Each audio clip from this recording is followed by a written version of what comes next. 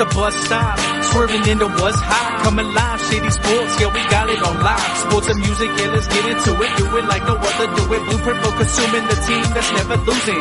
Coming live from Colorado, like shit and follow. Shady Sports, the motto, fresher than avocado.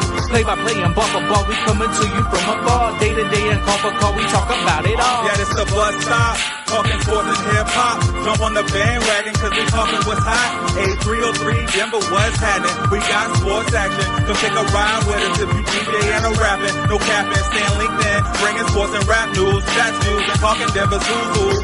And we ain't hard to find, we on Shady Sports Network like all the time. Gemini Saturday got the ball, it's time to grind. It's the show you won't wanna miss, not one line. And ain't there not a show bringing what we bringing. So go ahead and tune in, man, we just hanging at the bus stop. Shady Sports, Shady Sports, Shady Sports, Shady Sports, Shady Sports, Shady Sports, Shady Sports, Shady Sports, Shady Sports, Shady Sports, Shady Sports, Shady Sports.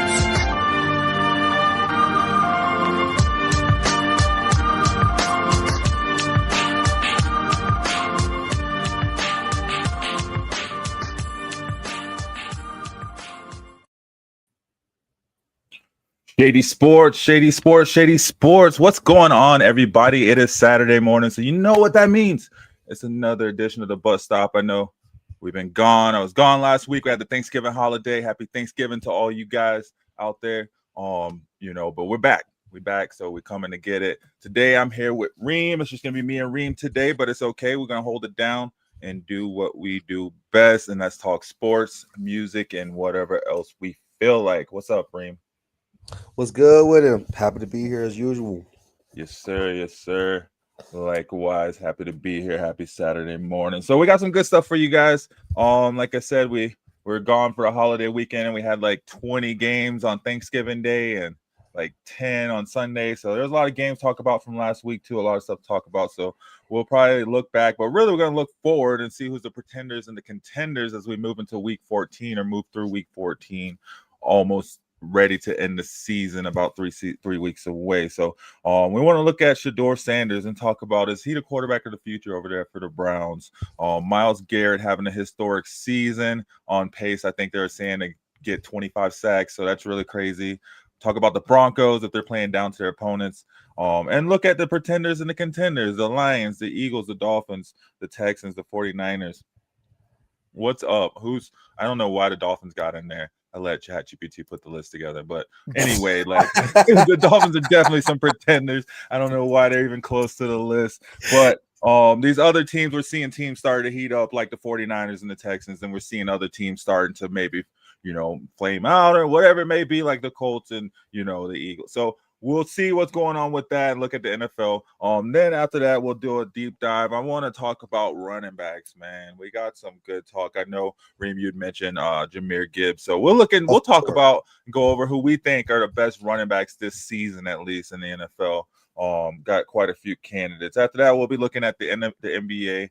We got Reem's dream team. So will Jamal Murray become an all-star this year? Are the Nuggets holding the Joker bag? Are the Thunder for real? And LeBron finally ends his 10-point streak. And then we'll see and kind of talk about where we think Giannis will end up next year if he does go somewhere. After that, we do have New Music Friday. We did have new music come out. But we also had, our Spotify, our Apple Music, our YouTube list come out over this past week. Our top plays from the year. What up, Sam? Our top plays from the year and our music. So I was looking at Complex's top 35 albums. I think it wasn't in the top 50 album. We'll take a look at some of those maybe and see how we feel on those. There's some albums I was like, really? You putting this high? But then there was some that was like, okay, maybe so. It should have been up there. So we'll look at those for sure and see how we feel about that. But you know how we do it Saturday morning. So we're here to talk sports. We're here to talk music and everything in between. So guys, thanks for kicking it with us. Come hang with us here at the bus stop and how we doing. Everyday fashion, hit you with the promo because, hey, if you haven't subscribed already, you need to get over to our YouTube and subscribe and like Shady Sports Network. I know I want to get to 10,000 subscribers by the end of the NFL season, and we have not long left, about 2 months. So let's get on it, guys. Get in there, subscribe and like. And if you have already, don't forget to share. So we'll be right back and we'll get into it.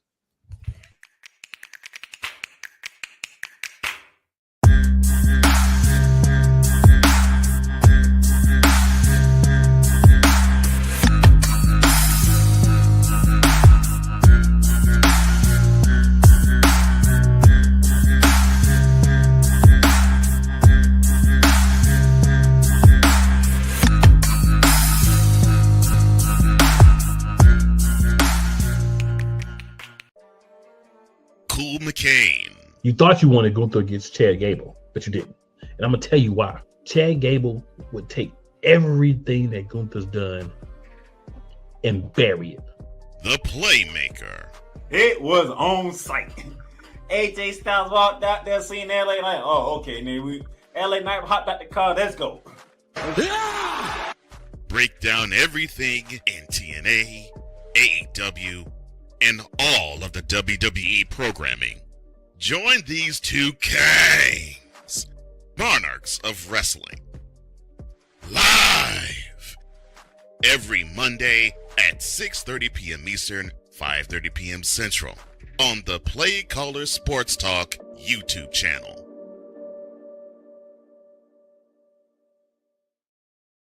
Yo, that was a 5-minute intro. Let's go. It's gonna be a good show, man. We gotta get everything going, get the bus started right. It's gonna be fun today, guys. Let's have some fun. Hey, Reem, man. All right, I know you mentioned it. You wanted to talk about Shedeur. I mean, honestly, why would we not talk about Shedeur Sanders? He's only the number 1 talked about athlete in the world for 2025. He was only the number 6 talked about person in the world for 2025. As far as social media goes, so honestly, I really don't know where to start here when it comes to Shedeur. There's so many things that's happening with him. But what I will say, starting out, is we're seeing, and I don't want to be that conspiracy theorist to be like, oh, Kevin Stefanski really hates Shedeur Sanders. But I will state that he has far less throwing opportunities than Dillon Gabriel. And Dillon Gabriel has proven that he's not better at keeping the ball in the air comparative to Shedeur Sanders. And they literally run themselves out of games often. And it's bad. No one is scared of Judkins' running game. Like, don't get me wrong, he's good. He's new. Like, come on now. And especially with Shedeur Sanders, it's like this man knows how to get the ball in the air, knows how to make, spectacular throws. And there's many possessions where he's not even on the field. He's taking off. And it's very obvious it's a run. I mean, you're not even faking it. You're not even like making it look like he's going to run. No, sir. So that's what's crazy. And despite all of that, he's still starting over Dillon Gabriel, who cleared concussion protocol, and he's still playing. Mm-hmm. Dillon Gabriel's still not playing. Shedeur Sanders still is playing. What does that say about Dillon Gabriel that we've been saying this whole time? You know what I mean? Also, my last thing with Shedeur Sanders is, again, which is what I brought up to you earlier this week, and one thing I want to know, where has David Njoku gone since Shedeur Sanders started? Like, this man has vanished. Right? As far as Shedeur Sanders goes, I mean, he's done nothing but gotten more passing attempts since his first start. He had 16 attempts in the first start, 20 on the last one, or in the one after, and then 25 in the last one. Dillon Gabriel have dang near 51 game, man. Yeah. Yeah, you see it going up though. I feel like you see the trust picking up maybe a little bit more. And for the fact that, they're still rocking with Shedeur. He's coming out. We're getting ready to see Shedeur versus Cam Ward, the matchup we really all talked about all off season, right? Like, we were looking forward to, and then look, it somehow happens. The craziest way to get there that you could have gotten there. I don't think people were. I mean, there were some people I think were talking about Cam Ward being a number 1, but I don't think people were talking about him truly being number 1. I don't think anybody foresaw, Shedeur falling as low as he did, and then not playing for the first 14 weeks or 12, 11 weeks or whatever, and then finally coming in and being the starter when they do play each other. And then, I mean, and the Browns don't have like the worst. I mean, they're 3-9, but they still have a better season for the most part than the Titans. Yeah. The what Titans it is. stink. The Titans Shedeur has stink. one. He has the same amount of wins as Cam Ward going into this game. Well, the Titans have 2 wins. Let's see. No, the Titans got 1 win. Yeah, him and Shedeur got the same amount of wins. But I feel like Cam Ward has been getting, not to switch the subject away from Shedeur, but I do feel like Cam Ward has been finally clicking in these past couple weeks. And that's what happens when you get a full, 10, 11, 12 weeks to play the position, and practice the position. You start picking up. So I think this will be telling to where Shedeur more so is in this game. I think so. We'll be able to see and kind of, be like kind of judge, kind of engage where he is in his process going up against his team. Because I feel like they'll have, he'll have a good amount of offensive possessions. Somebody has to win this game, right? And the Browns have Myles Garrett. So, so I feel like he'll have a bit more opportunities to come out and prove himself. But like you said, they'll probably just resort to a run-heavy game. I mean, I love having Judkins on my fantasy team because I know it's just set and forget. Like, they're going to run him. He's going to run. Yeah, they are. And looking at that team, I mean, I don't even know if Njoku's even been playing because it's been Harold Fannin. Harold Fannin is 505 yards in the season. I think he's the lead receiver for the team, which is wild because Njoku did play like the first 2 games before he got hurt. And I don't even know. Njoku's not hurt because he was hurt. I think he even signed an extension. To your point, this is a game that's supposed to be for Shedeur. This is a game for Shedeur to lose. Okay, like if he loses this game, it's definitely on him. Or if they ran the ball 90 times. But I'll be honest with you, as a recovering Titans fan, we're not good.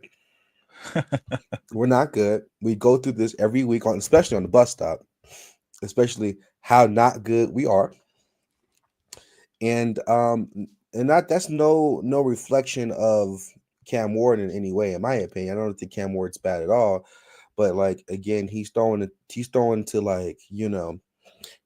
grass out there, man. He's chucking up prayers. So I mean, forget a Jerry Jeudy heated argument.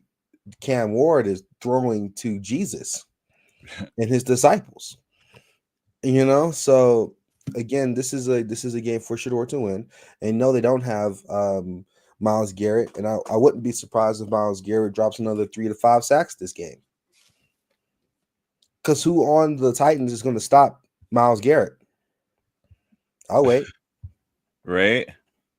Okay, then. Yeah. So at this point, nobody can stop Myles Garrett. Don't get me started. There's no real DBs on the Titans either. So, like, this is the time for Shedeur to come out and ball out. Okay, he's going against his longtime friend and rival. Okay, they still got the belief in him. This is as you would say, this is game of the week. This is game of the week. It is, right? Nah, this got potential to be a snooze fest. It does, or it could be good and it could be perfect timing. You know what I mean? Truth, exactly. Legendary. Could be legendary with 2 L's. I don't know, but at the end of the day, we're gonna have to watch and see what Shedeur's gonna do. This is another Raiders situation. The Raiders, they stink. And I think the Titans are helped the Broncos. Worse. They helped the Broncos by beating the Patriots in week 1. So technically, we hold the common team tiebreaker over the Patriots for the top spot right now because of that loss to the Raiders. Nasty, absolutely nasty work. But anyways, that's where I'm at with Shedeur. This is his game. This is going against a Raiders level team that's pretty trash. Love the Titans. I'm sorry, but love them, but they're not good. So we're going to just have to watch and see what's going to happen. My question becomes, how do you feel about this Shedeur Sanders, Jerry Judy situation is: are we overhyping it? Yeah. You know, is this Jerry Judy always complains. That's why he's not with the Broncos, right? It happens, man. He has to get mad at somebody, right? Like, it's just wild he didn't get mad at Dylan Gabriel like that. I don't understand that, but it's because he didn't get the ball. he got either he didn't get the ball at all, or he got the ball right off the scrimmage. Yeah, so I mean, he can't stay mad at Myles Garrett got 19 sacks. How many sacks did Nick Benito have? He can't get mad for long because at least the ball is being thrown around the field. He's just mad he's not getting it. Maybe he got open. He was supposed to be like the best route runner out of class, and I mean, I just see CeeDee Lamb killing it, crushing it. Jerry Judy ain't done nothing.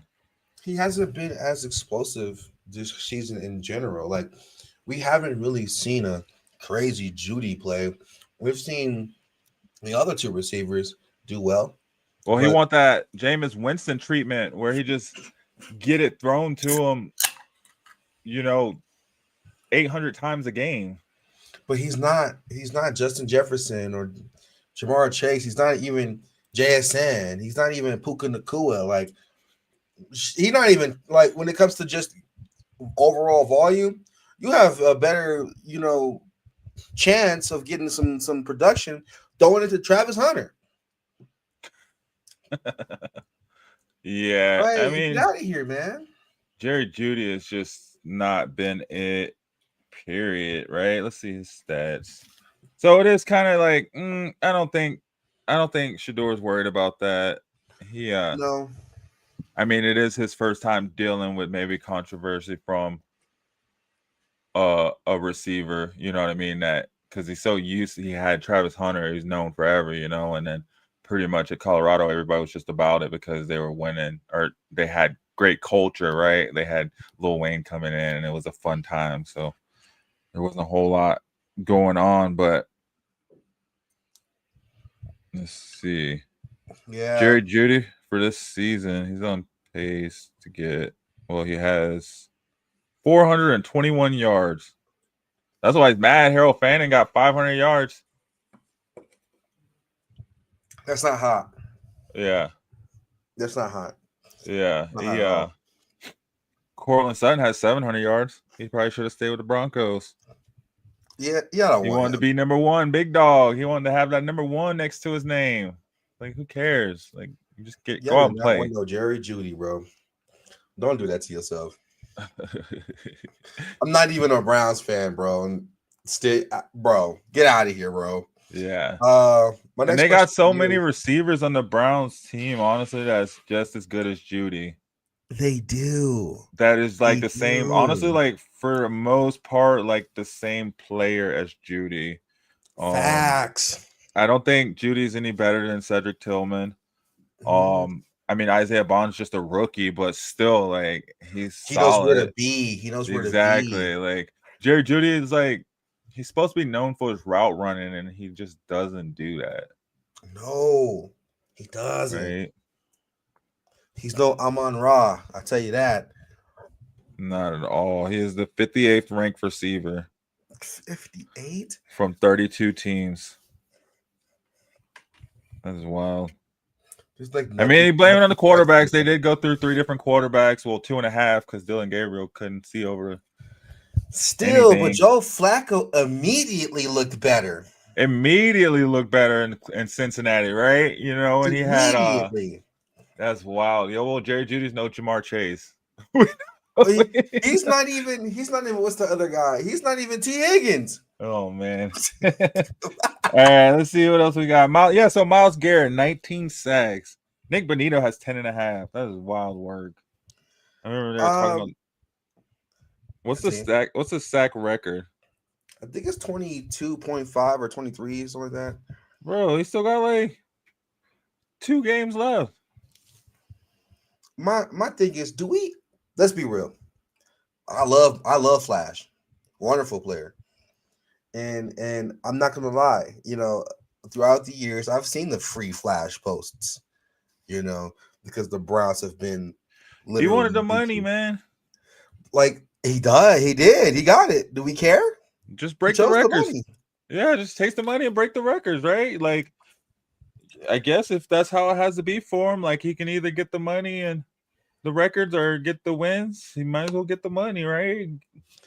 I feel like he's going to end up having one of these Aaron Donald type careers where maybe the Browns is good for 1 year and they win it, and then that's it.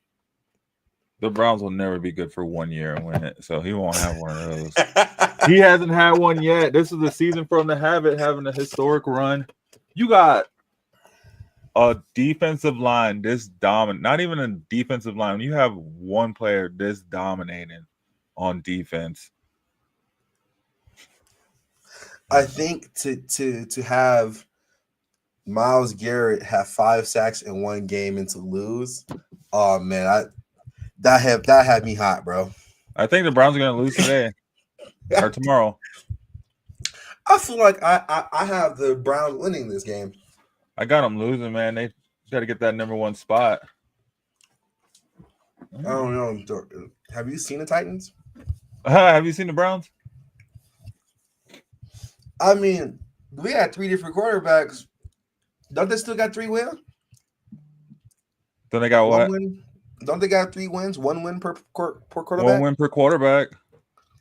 So if y'all would have changed quarterback 2 more times, you'd have 3 wins as well. Yeah, the Browns are going to lose so they can get that number 1 pick. No, they're not. And also, they're not going to get the number 1 pick. I'm calling it now. What do they need? Oh, man, everything?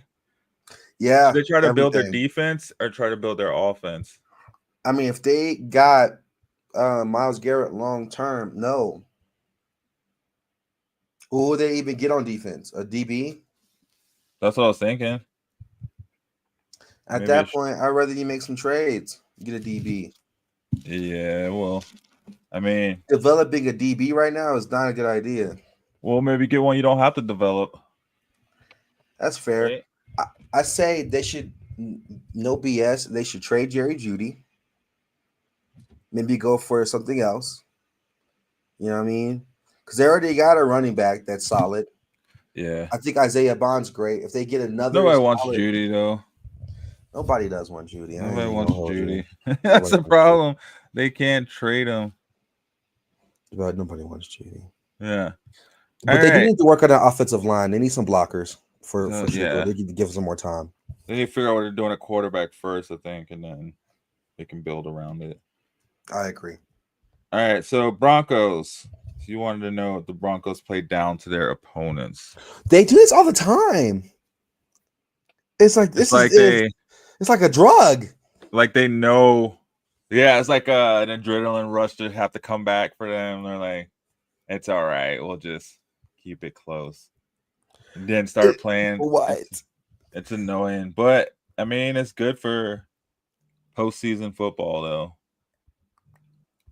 Like, you want that, right? When you get down to those postseason games where it is close games. I think the Broncos are playing a dangerous game playing down as they do. Obviously, I don't think it's a conscious effort that they're doing this. But, like, at the same time, still, like. I don't even think it's playing down, though. The Commanders. I just think that they're off. Well, yeah, we always had tight end problems though, and what's his face, Zach Ertz, whatever, went off on us. Like, I mean, it's the defense has not been the best over the past couple of weeks, for sure. But you got to have those lulls in the season. You got to have those weeks where you're not doing so great. Early in the season, get them out of the way. I think the Broncos have a lot of talent as far as options are concerned, and it gets them out of games. But having a nail biter with the Commanders and a nail biter with the Jets and the Raiders, yeah. You know what? Well, you know it's that's the thing though. I'd rather have a nail biter and a win than go out and lose those games and then be like, why are you losing these games when you know you should be winning them? At least they're still winning them.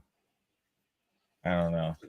That's fair. I think the win is most important, but it's like I feel like to a certain degree, even though I am a proud Broncos hater, I think to a certain degree, Broncos do have a tendency of playing with their food.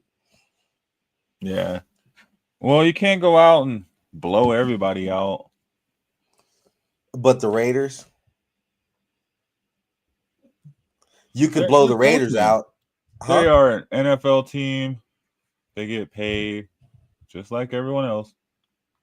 They're an NFL team by technicality. They're technically a NFL team. The Raiders are technically an NFL team. Yeah. Also, beating the Giants by 1 point. Yeah. Well, I mean, they had to come back too. That was a 33-point quarter. That's the thing. It's like, so here's the thing, right? I think the Broncos what? Are you? That's a crazy question. I know. I try to remove that. we're gonna spoon right past that. Yo, all right. It's like, oh, you can't remove it. That's crazy. That's crazy. That's a crazy question. Wow. Anyways, I think, like I said, I hate that I'm saying this on air, on live. The Broncos is a good team. They are a good team. Probably the best team right now. I'm gonna tell you now, bro. This might be a reason they lose a playoff game. What? Playing down, not doing what they're supposed to do for 4 quarters. The thing is, when they do get to the playoffs, they're gonna be playing teams like the Bills, the Ravens, the Chiefs. They can't play down to those teams because those teams are good. They're gonna have to give it their all against those teams if they don't get that first round bye. And maybe even in the second round, there might still be some of those teams left. But that's the thing. Like, there won't be any down teams in the playoffs because the teams that are on top are the teams that would be the teams that are down, right? The Patriots, the Colts, the Broncos. And then you got the Bills down low. You got the Ravens hopefully going to win the division. The Bengals could sneak in there. So the Bengals they'd be like the only team maybe that say was down if they made it into the playoffs and you had to play them. But then you're playing a hot Bengals team that just made it to the playoffs, after missing Joe Burrow half the season. I don't have any faith in the Bengals, but my right? They do this every year. Not at all. Not at all. Like, it sucks because Joe Burrow is wonderful and so is Jamar Chase, but Jamar Chase is second place anyways. So look, my last statement on this matter is, as a Broncos hater, as one who's praying on their downfall at every turn, I think if they don't play how they're supposed to play in 4 quarters, might be looking at a different situation this offseason. That's all I'm saying. For the Broncos? For Broncos. What, as far as what? I don't know. They got to make some moves, bro. I think we just need a couple more moves. But I don't know if they need to make like major moves. Like, we need a running back. Yeah. Honestly, I'm not in love with Bo Nix, but that's me. Oh shoot. Yo, what up, Sam? Hey man, just popping in to ban that guy who asked you that question. Oh, I thought you were coming in to talk about how much you love the Broncos. Oh, I saw your message. Thanks for joining in. He's like, don't add me, and I added him on. Peace, my friend. Yeah, no, I think they need a running back, right? I think our defense is coming along. I think they need some growth to them, but I don't know. I feel like the Broncos have been drafting really good lately, to the point to where our rebuild is almost over. Like, I think it is, where I don't know. I just feel like they're right there. This is their Super Bowl window, right? They could add a few more pieces, but I don't think they're like pieces away. Besides running back. Yeah, running back's not hot, but I agree. Just don't play with your food. Handle your business, man. It's the NFL, man. Sometimes it's not playing with the food. Sometimes it's just, like the Raiders offensive coordinator. Sometimes coaches just know other coaches and players just know players, and things just happen. You play teams and it just is what it is, right? Like any given Sorry, Sunday. bro, I'm hating. Sorry, bro, I'm hating. Big hating. All Big right, hating. who else? Who are the pretenders and who are the contenders? Let me pull up the ranking. Yo, I'm so sorry. I'm so sorry. As a hater, the Patriots are pretenders, bro. Do not fall for the trap. Whoa, hating. Well, they do have what is it, like the easiest schedule or one of the easiest schedules? Like, I'm so NFL. sorry. You know that Patriots fan you got a friend who's a Patriots fan who's living it up right now. Don't do that. We're back, baby. Oh, we're back. Them Tom Brady days, baby. No, they were hating on sir. Tom Brady when he first started. I remember when Tom Brady first took over. I was like, dang, he's like one of the most accurate quarterbacks out there. People were like, you're stupid. Don't say that. But I think Drake May is really good for that team. They do have the luxury of having a really, really easy schedule. Let's see. They played. I mean, where is their schedule? Oh, these are team schedule, son. They're not like that, bro. I'm so sorry. What? They beat the Bills. I mean, yeah, but you're going to have one of those coveted crap games from Josh Allen per season. It's going to happen. The Steelers, and they lost to the Raiders. That's it. Yeah, again, I'm still not past this Raiders loss. They beat the Panthers. They beat the Bills. They beat Tampa Bay. They beat the Trailblazers. They beat the Wizards. They beat Cincinnati. Oh, well, yeah. With no Joe Burrow? Okay. Well, I think the Panthers is probably the Bills is definitely their best win.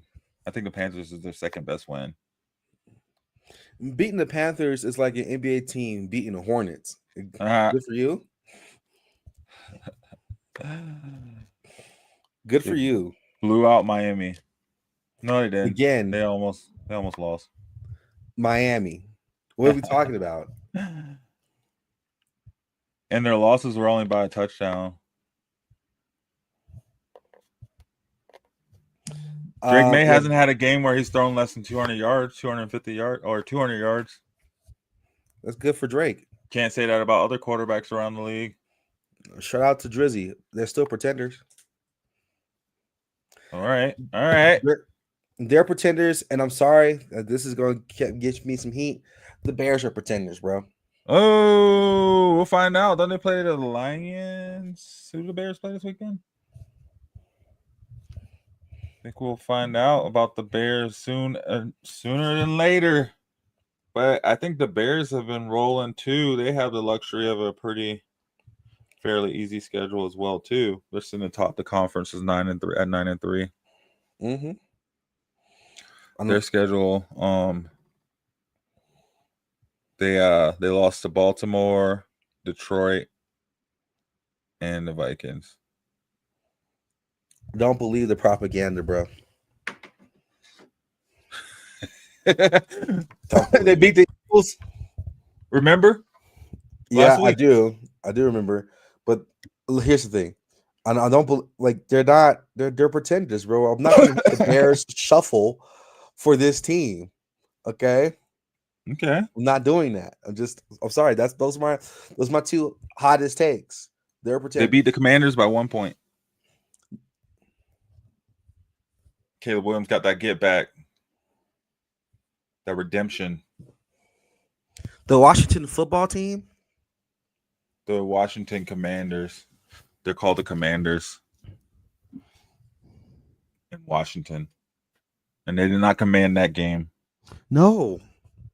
They beat the Steelers. They beat Dallas. I mean, they beat down Dallas. who cares about Dallas? Like the only people who cares about Dallas are fans of Dallas. Dang. And half of the fans don't know how to spell the word Dallas. Dang, didn't Dallas just beat somebody At some Thursday point? night? Who did they play? Good question.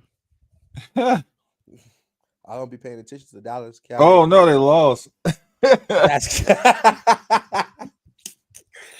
the Lions. Oh man, all right, yeah. So Oh yeah, that's that Jahmyr Gibbs 3 touchdown game. yeah. So yeah, he said Chicago's pretenders, Patriots are pretenders, just the tops in both divisions. They're gonna get that bye week and lose in the second round. Oh, for sure. What about the Rams? The Rams are great. I don't think they're gonna win it this year, but they're great. Yeah, They're great. we'll I also think the Seahawks are pretenders, but that's a different. Seahawks are definitely pretenders. They always do this, and then they go and lose. What about Tampa Bay? I think Tampa Bay's pretenders. I've been asleep on Tampa Bay all season. Damn, we got a Cowboys fan in the building, coming out strong. You can tell he's a Cowboys fan. He's coming out hot. You talking about man? You mad? Look, Right? I'm sorry, bro. I'm sorry, bro. Where's You the gotta Cowboys? just accept Oh, it. they're not. My team is not great either. I'm just not mad about it. Are they going to make the accepted this playoffs? fact. I don't think they're going to make the playoffs. No, they're not. But that's okay. That's okay. They could. They're Like- 2 games back. Oh, they got that tie as well. Dang, if only they had a defensive end. And I know you're tired. We're both tired. Yeah. My team isn't good either, brother. No, but all right. Baltimore. What about Baltimore? They got a chance to come through. They are at top of their division, I think, right now, actually. Which Here's the is thing. craziness.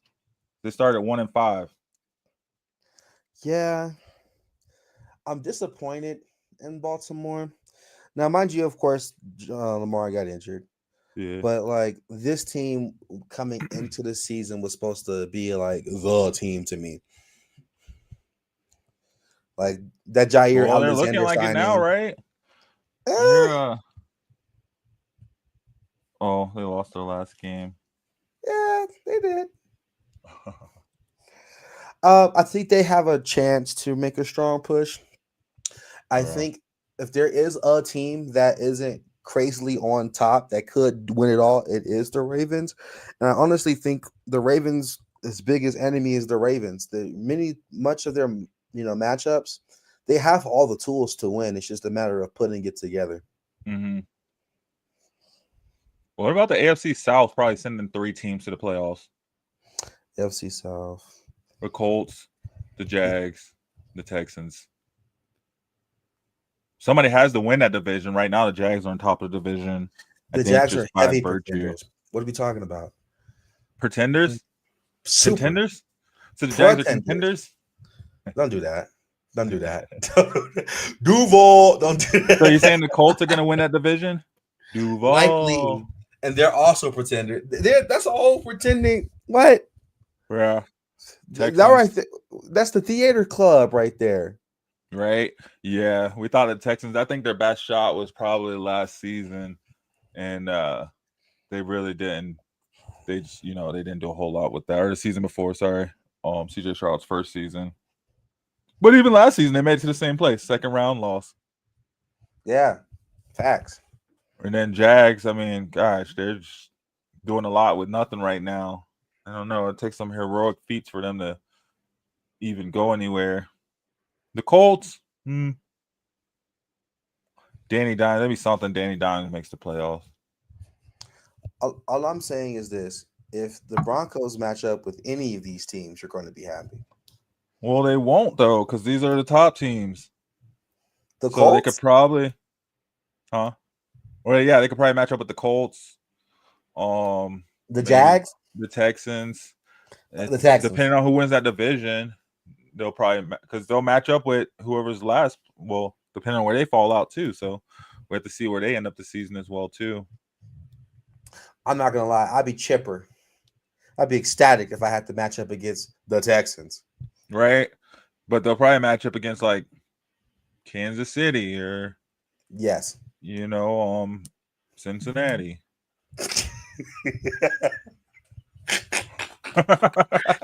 Which is true. This always happens to y'all, which is diabolical. That's diabolical, y'all.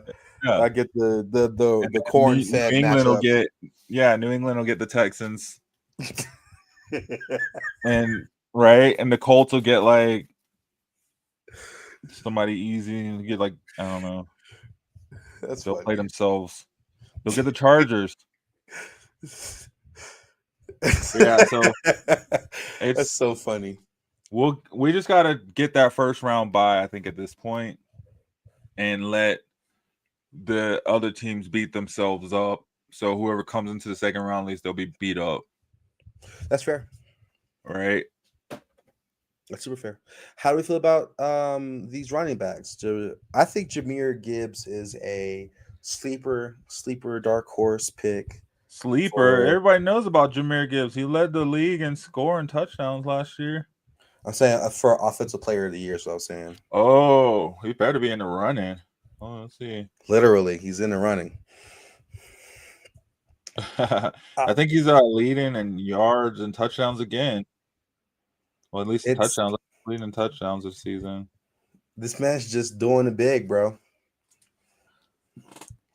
He's just doing the thing. Let's see. Running back rankings. Yeah, man. 3 touchdowns last week. How many? Didn't he have like 2 the week before that too? Yep. Yeah, this guy is. It's funny. It's looking at these rankings from October 15th. They have Bijan at number 1, Christian McCaffrey at number 2, Jonathan Taylor number 3, James Cook at 4, and Devon A-Chain at 5. Rico Dowdle wasn't even, or Jahmyr Gibbs wasn't even top 10. He was number 12. Let's see the rankings now. Make sure I just pull up his rankings in fantasy. I think he's like the number 3 in fantasy. Behind Jonathan Taylor. But even a game like against the Cowboys, man, 7 for 7 on receptions for 77 yards, and then drops 3 touchdowns off 12 carries. Like, come on. Yeah. He's in number 2 running back in PPR in fantasy. Right. This is ridiculous. That's a ridiculous game. Yeah. The other thing that would have made it crazy if he had a receiving touchdown. He should have had a receiving touchdown, but I think Amon-Ra had to get that. Yeah, he's ranked as a running back 1. Well, obviously, there's only 1 game played so far this week. Last week, he was running back 31. He didn't have the best of games last week. He only had 68 yards. No touchdowns. The week before that, he had the 2 touchdowns. And then he had no touchdowns. And the week before that, he had 2 touchdowns. So he was like, it was like every other game for them, he was getting 2 touchdowns, and then he was getting 0 touchdowns in a game. So I think aside from that, he would probably he'd have like 20 touchdowns so far on the season. But he did have those lulls in between, but very far and few in between. Yeah, that's mine. Jahmyr Gibbs is a beast, man. Who was that telling me Montgomery was better? Was that you? Somebody was saying David Montgomery was better. No, what? I was like, no, not at all. I forget who I was talking to. I think I just stopped talking to him. No. I mean, I do like Knuckles, don't get me wrong, but no, brother, no. He's good. It's just not. I don't know. Can we talk about Saquon this season? The Eagles isn't whole. Yeah, but they're still winning games, but not off the back of Saquon this time. Nope. Saquon is number 13 ranked running back this season. And then last season as the number 2 overall running back in PPR. Who was number 1? Derrick Henry? Yeah. Of course. I mean, he's had He was running back 43 last week, running back 30 the week before, running back 27, running back 19. He has not had good weeks. His last good week was against the Giants, where he had 150 rushing yards. Well, I guess he did have 83 against Detroit. But yeah, he only has 4 touchdowns on the season, 4 rushing touchdowns, 2 receiving touchdowns.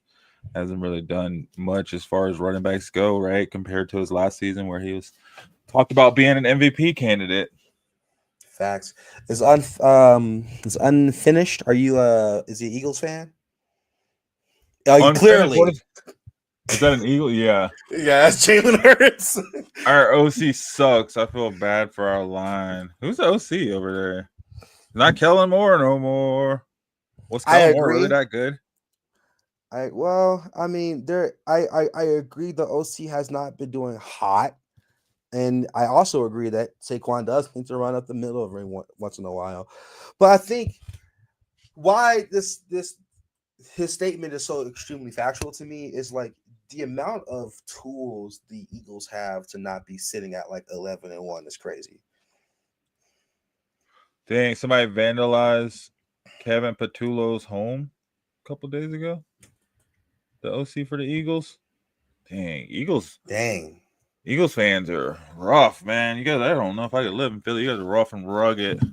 Rough and rugged? Rough and rugged. Both of them. They're like, we don't like you. Vandalize your home, buddy. And he white. Yeah, you usually see that. Okay, got you. I'm about to say, I was about to ask unfinished. Are they rough and rugged out there? We don't claim these fools as fans. No, yeah, but oh man, it's just a whole. I don't even think it's a different team from last year. I just think last year they were just more locked in to the running game. That, but also like, I don't know. I feel like the ball was in the air a little bit more last season comparatively because their running game was going on. When your first game of the season wasn't the first game like toss out to Barkley and he took it for like 85 yards or something. We are rough and rugged. See, he knows rough and rugged, not just rough. No, but I think it's just I don't know, man. It's hard to win games in the NFL consistently and change things. That's the Broncos fan. Okay. Huh? Says the Broncos fan, top of the division. Hey, man, you'd have been on the shows last year, the year before.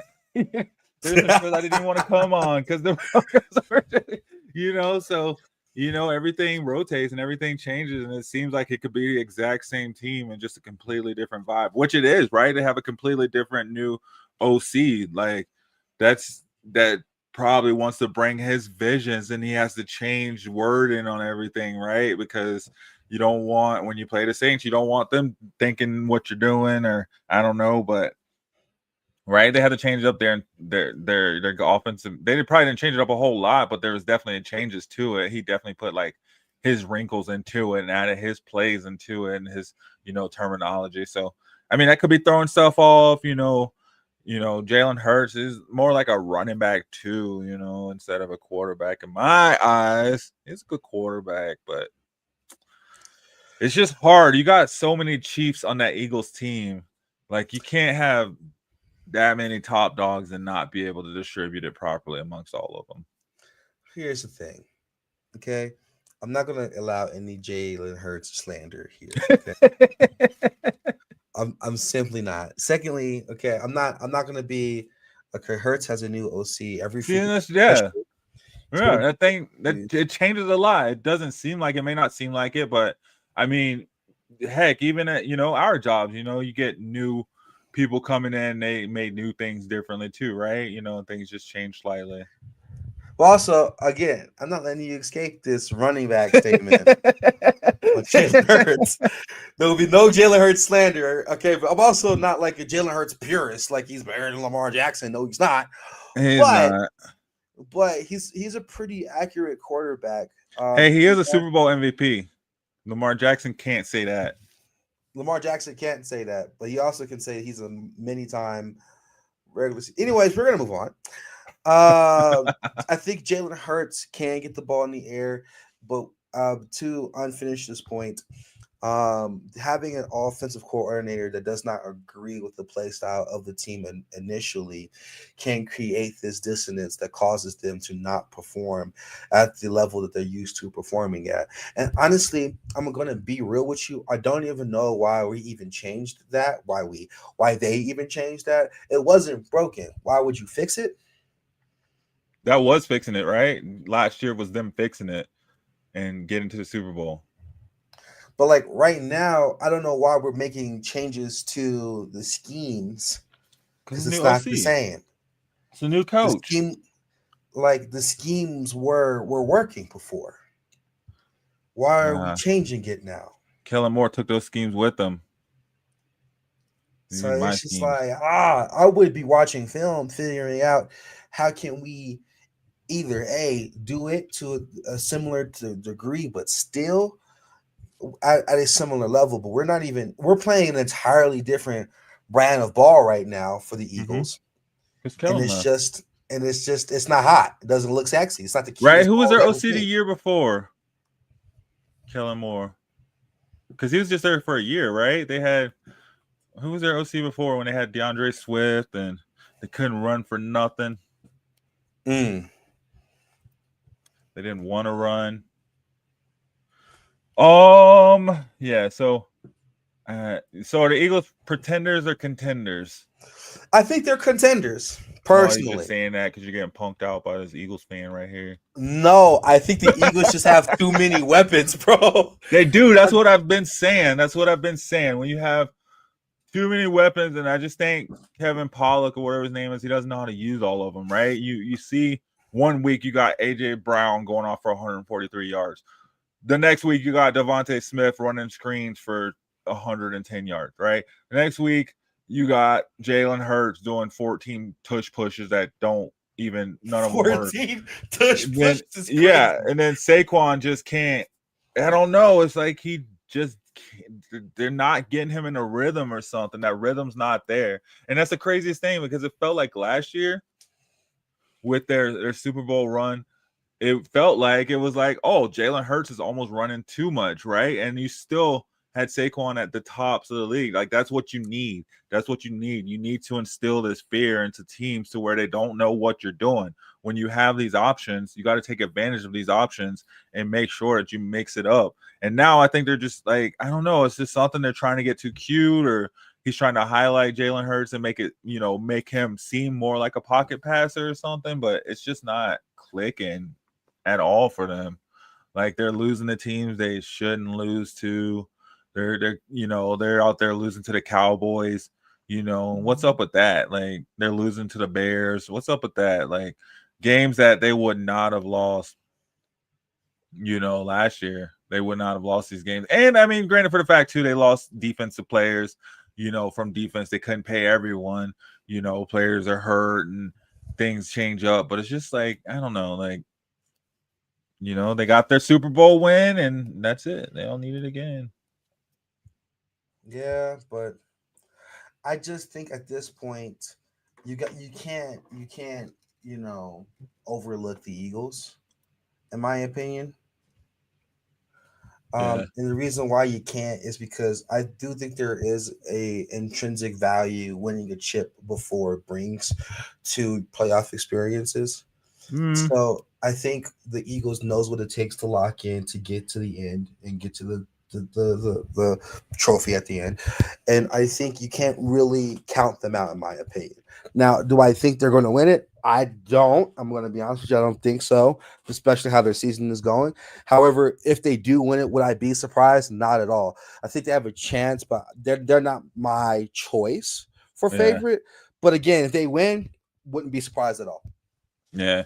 See, you're saying that to a guy who watched the Broncos win the Super Bowl and then not make it back to the playoffs until 10 years later, right? So it can happen for sure. And, you think that it's all there and it should be, and things should click and stuff. And it takes a lot, man. It does take a lot, especially like, to go back to back in the NFL. Like, you have players that have left, like coaches that have left. You rewrite systems. Teams are gunning for you.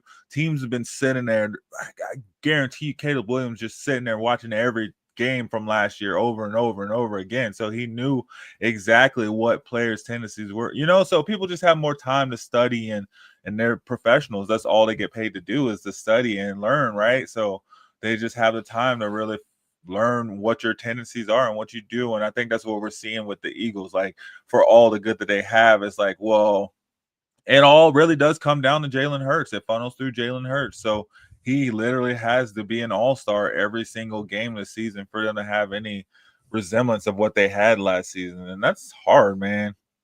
That's hard when you have an OC. Obviously you have an OC that can't call a game, right?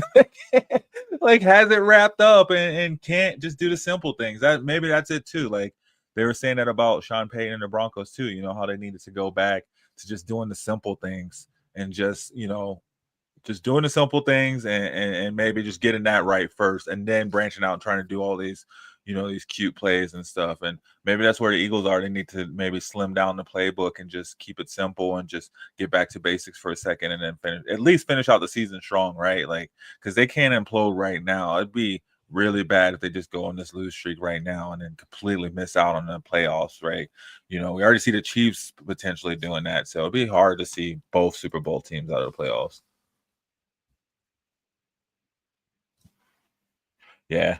And I mean, he's had a lot of success. It's hard when you get a lot of success earlier on too, right? Like, there's only really so far one player we've seen that's kind of handled the success and continue with it as far as quarterbacks go, and that's Pat Mahomes, right? So, other quarterbacks it seems to be hard for other quarterbacks to continually do that and carry their team. And that's the thing, is like, especially once you win it, right? Like, you maybe, who knows? Maybe you feel like he shouldn't have to carry the team. Maybe he feels like they should have to carry him, right? He already won it. He won Super Bowl MVP. Like, why do I got to do all the work?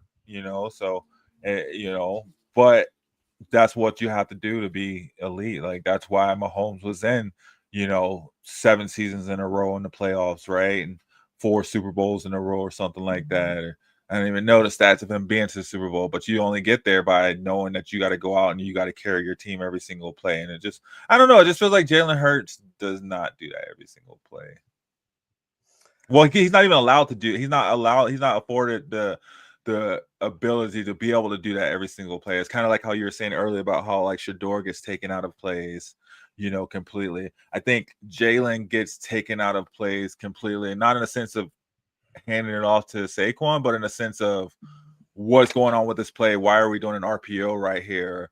Why are we having Jalen run? Or why are we making him throw it right now when you need 6 yards and you got to run? So I think it's in a sense of maybe the wrong plays are being called at the wrong time. In my eyes, I don't know. This is my opinion. I understand what you're saying with that, and I to a certain degree agree. And of course, that's all from coaching and offensive play calling. So, yeah, that's kind of been the theme of the issue with the Eagles in general. It's not a talent thing. They're all very talented. It's not at all about weapons. They got enough weapons to make the Department of War look crazy. Mm-hmm. So it really depends upon cohesion, how they can get this together on a nightly basis.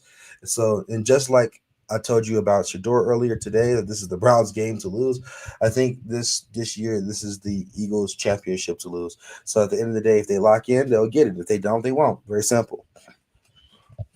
Oh, man. What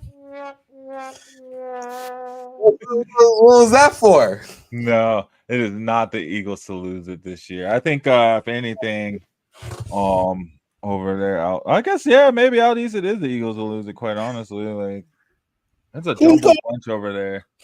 Who is going to beat a fully cohesive, put together Eagles team in the East? The Rams, fully cohesive. The Bears just beat the Eagles fully cohesive. Who the Eagles have out in that loss last week? I just don't. I'm not smelling that in the playoffs, bro. Oh man, nothing's gonna change in the playoffs with the way they're playing. Not like they're just gonna click in. They're just playing a game and just gonna click in the playoffs. It's like Joker said last season, the Nuggets are going into the playoffs, and they're like, do you think something will change in the play? And he's like, this is who we are. We've shown it all season. This is who we are. Nothing's gonna be different right now. So I don't think anything's gonna change with the Eagles mysteriously overnight once the playoffs start. And again, like I said, they still. I mean, I know they have the grip on their division barely. I mean, a couple hot games from Dallas, and that grip it's already shrunk down. Bro said barely. Okay. We ate them alive in the snow. They play in a dome, man. They're from LA. It never rains in Southern California. Ain't that how the song go? It don't rain in Southern California. There's some snow. You saw what happened with the Dolphins in Kansas City. They're just like, nah, not doing this. Not playing this game. No. All right. Let's get some picks in before we get it on. Hold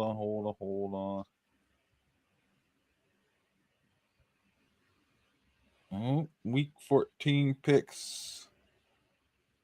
We'll just go through, run through, and do the picks quick, and then we'll keep it moving over to some NBA talk. So Titans and the Browns. You said the Titans? Or you said the Browns? You see my face expression, bro. I know I had to look up and see. I was like, oh. You I'm got 3 Browns, more wins. Bro. Oh, gosh. This guy is confident in the Eagles. I mean, can't blame him, bro. It's the Eagles. So you're going for the Browns, you said? Yeah, the Browns. Oh, man. It's a hard one. It's game of the week right here. Isn't that what you said? You said it. I didn't say it. You said it. Game of the week. I did say that. This could go either way. I'm going to go Browns because I got to go with my boy, Shedeur. I kind of want to look at this. Oh, of course, they're Monday night primetime teams. Colts, Jaguars. Jaguars. At the Jags. And you call both of them pretenders. Yeah. Walk that back. What are you going to do now? Yeah. A pretend off. We've been calling. Well, I'm so sorry. Well, it's hard to tell with just words we don't know, but now we know. I saw the girl emojis, but I was like, I should have known when you said you were an Eagles fan. That's all I'll say.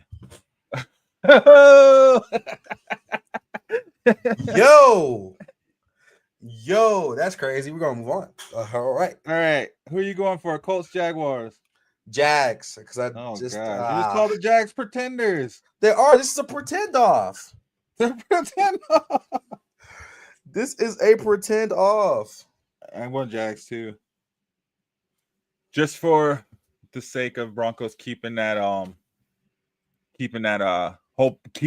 for the top seed. So we need the Colts to continue to lose for sure. But this game, God, these first 2 games, they're just like, they just toss a coin up in the air. I don't think you need to watch any one of these. You can just kind of take your pick. Any one of the teams could win. It'll probably be a tie somewhere in here. Commanders at the Vikings. This is Commanders. I don't know why I thought too long on that.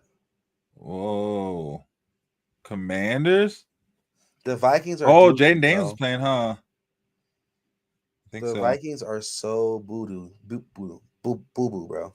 I'm going to go Vikings. Because I need JJ to do something. Man, we didn't talk about that either. What's up with JJ just wasting away Justin Jefferson's career? Go ahead, drop a link. Let me tear you apart. Minnesota. You're choosing Minnesota? You go. Yeah, see? It's Justin Jefferson's career being wasted away. Yes. What is playing?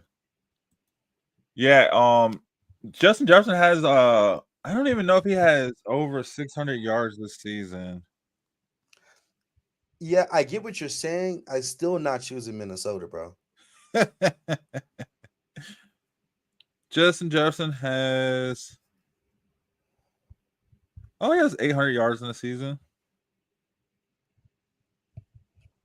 So about half of what he had last season, and there's still 4 games left? 1, 2, 3, 4, 5. 5 games, including today.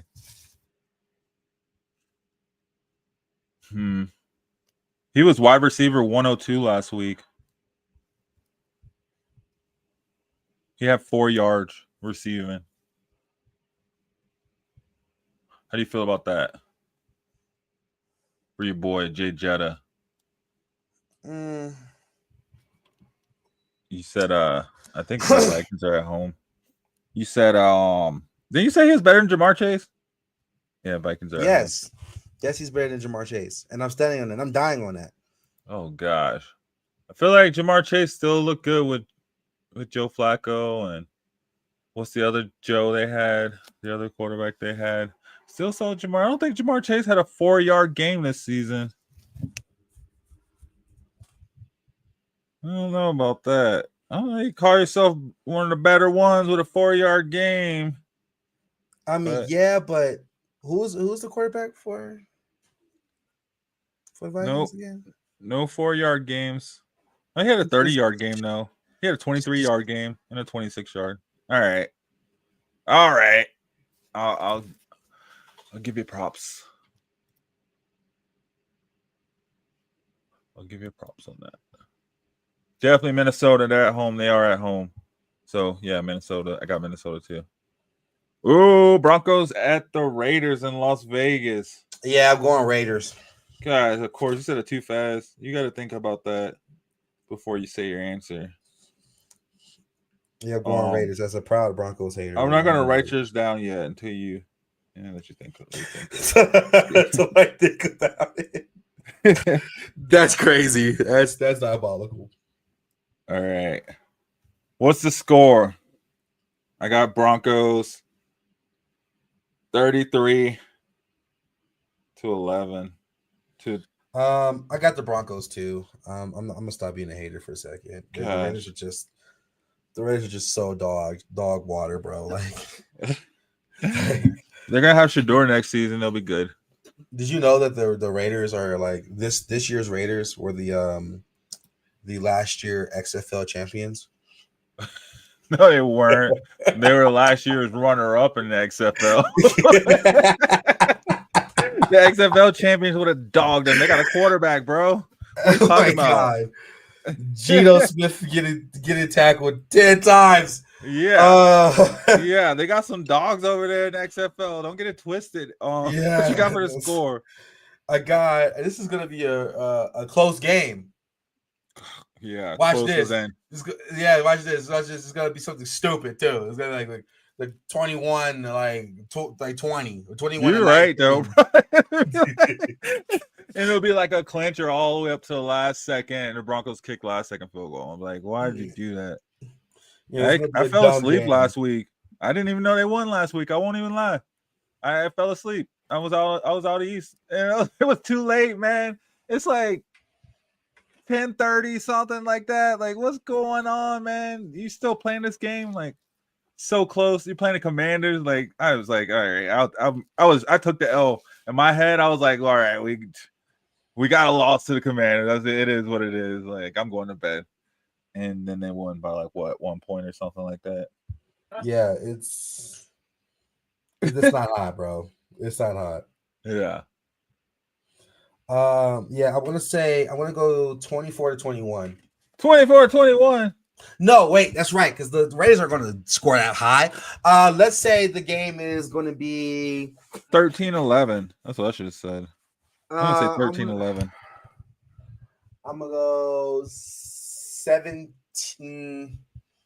I think 13-11 is so good, actually. I'm gonna go 14-10. 14-10. Well, at least the Broncos got 2 touchdowns.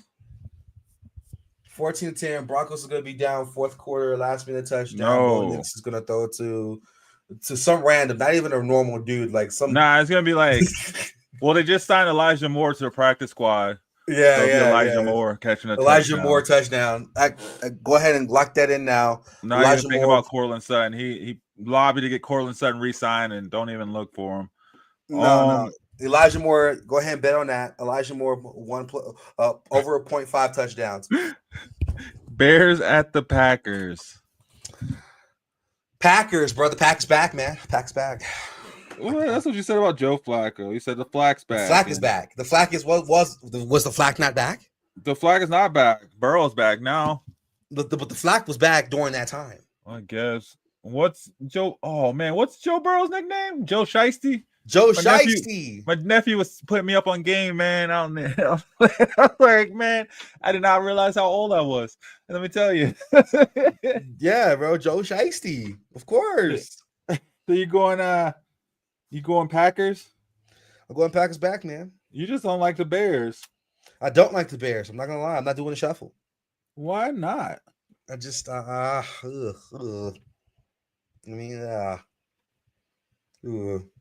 right. I'm going to go Bears. We got Seahawks at the Falcons. See, Bears beat them last year, though. And the Bears looking real good. I'm finished. Know what's up. Besides being an Eagles fan. I don't know. I don't even hate on the Eagles, man. Honestly, the Eagles have been the one team they've had like a black quarterback for as long as I remember. So I can't even hate on them, right? Go back, Michael Vick, Donovan McNabb, and they were always at the top of their division. I felt like it was Eagles, like it'd be either like Patriots or Colts on the AFC side, and then you had the Eagles on the NFC side. Carson Wentz, oh yeah, he won the Super Bowl. I forgot about that guy. All right, Seahawks and the Falcons. Who you got? Seahawks. Gosh, you just hating the NFC South. I do. What? Why? They're not good? Question mark. What? You don't think the Falcons are good? No faith in Michael Penix? Bulls did win that. All right, I'm going Seahawks too. I'll go Seahawks as well. Steelers at Ravens. Steelers at Ravens. I'm going to go with Ravens because I'm biased. Well, and and the Steelers suck. Well, don't do that. You don't think the Steelers suck? They do, but that's okay. The Bengals at the Bills. This is a big game for both of them. The Bengals need this to keep their playoffs hopes alive, and the Bills need it, frankly, to keep their playoff hopes alive. I think I'm going to go the Bengals. I know you don't believe the Bengals or the Bills. I'm going to go Bengals too. I think the Bengals are going to feel more pressure to win this game personally. Yeah, they got to win this game. They haven't won a game since 2024. You got to come in. And the Bengals are going to feel more pressure. 4-8 versus 8-4. That's wild. I didn't know the Bills were 8-4. Dolphins at the Jets. Dolphins, are they pretenders or contenders?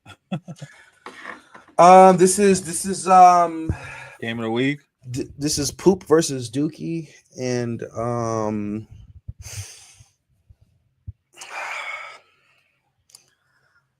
actually getting sleepy thinking about this one. I'm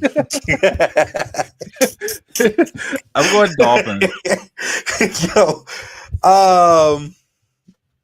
I don't know. I think Dolphins might win this too. I think Dolphins might win this too. Yeah, I don't know who's Tua even playing? Who? Is Tua playing or no? Is he still in the league? You saw CD hit the Tua. That's crazy. That's diabolical. Watch it, and then the tie is crazy. A tie is crazy for who is this for? The Dolphins and the Jets. It could possibly happen, but they seem to look like real teams when they play each other. You're like, dang, what's this? Tua got 9 touchdowns. How the heck? Yeah, the Dolphins are a better team, but God, not by much. No, they're 5-7. The Jets are 3-9. So literally not by much, by 2 wins more. Like, Neither one of them are above jeez. 500. They're both losers.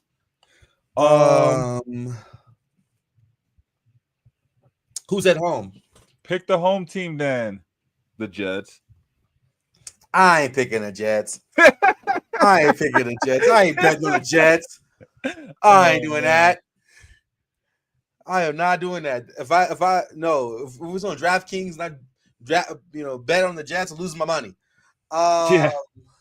Well, not donation to twice, 3 DraftKings. times. You would have won. It's a horrible success rate. Yeah, let's go with the Dolphins. I'm sorry. Game of the week. GOTW. Saints at the Buccaneers.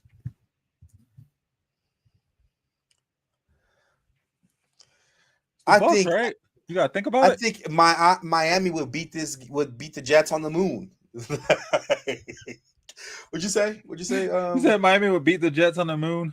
Because they were like, you might want to think about it. Miami is going to cold weather. I think Miami would beat the Jets on a plane. Yeah.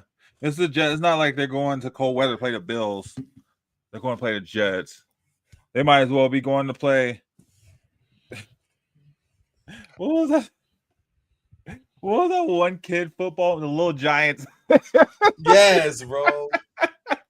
The Little Giants got a better chance of beating them in the snow than the Jets. Matter of fact, I'm gonna just call the Jets the Little Giants from now on. They're not even the Jets to me no more. They're the Little Giants. Facts, bro. Facts. Stop it. All right, Saints at Tampa Bay. Saints? Tampa Bay. You said the Saints? No. This is a bye week. Tampa Bay needs it though. They want to stay in this race. At 7-5. Tampa Bay for sure. Oh, I thought you were gonna say the Saints. Kellen Moore. No. Rams at the Cardinals. Oh, this potential GOTW. Yo, I think that's static. Hey. Heck yeah.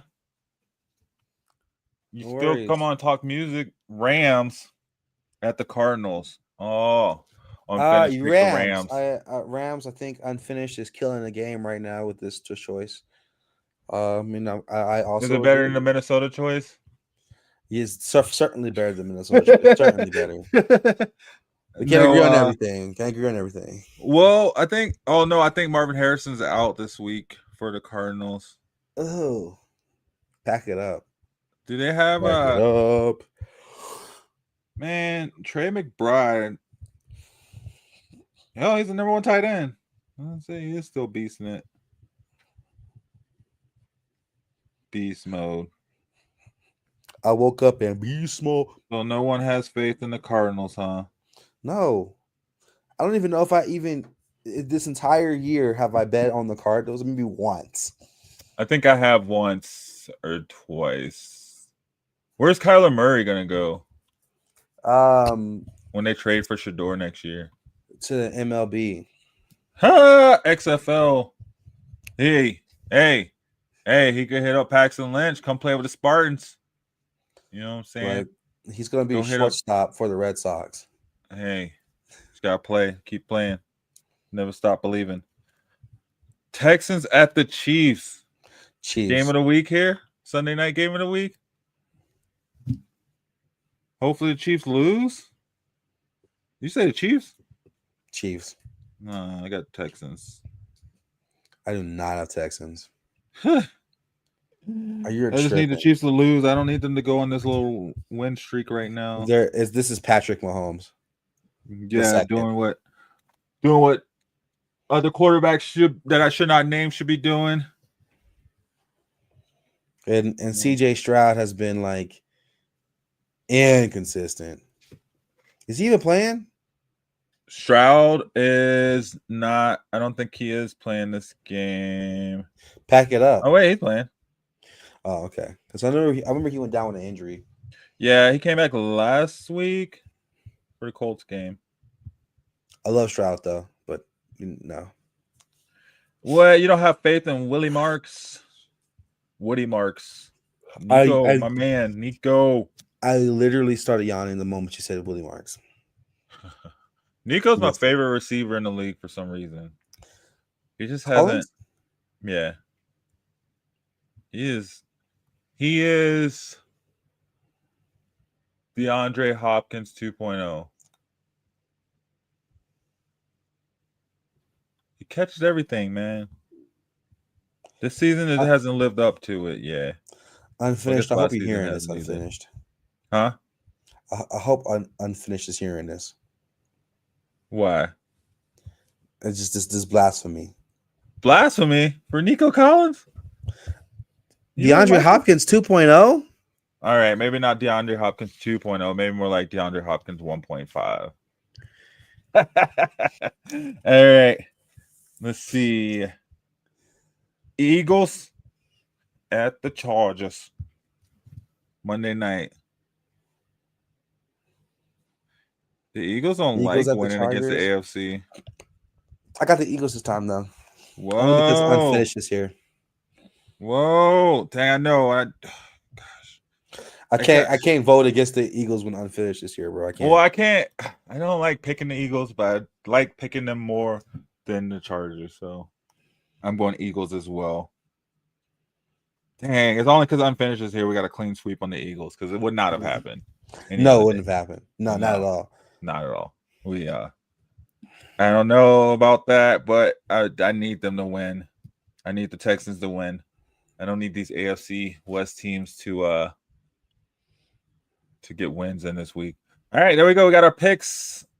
Let's go ahead and take a little break really quick, guys. If you haven't already, please subscribe to Shady Sports Network over on YouTube and all the other social medias as well. You can find us there under Shady Sports Network. You are hanging with us at the bus stop every Saturday morning at 9:30 a.m. Denver time. So come hang and kick it with us at the bus stop. Let us know what you're doing, what games you're looking forward to on Sunday. We'll get these promos. We'll come back and talk some basketball.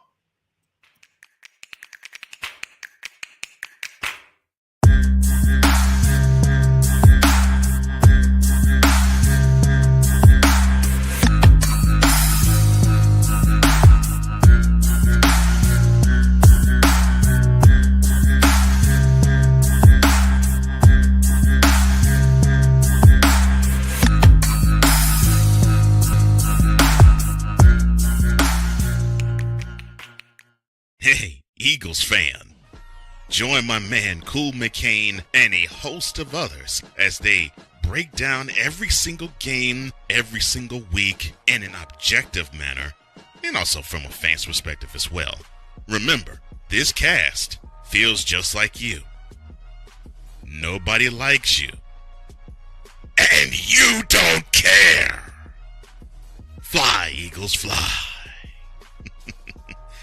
Eagles Elite Podcast, every Wednesday at 8:30 p.m. Eastern on YouTube and other podcast outlets.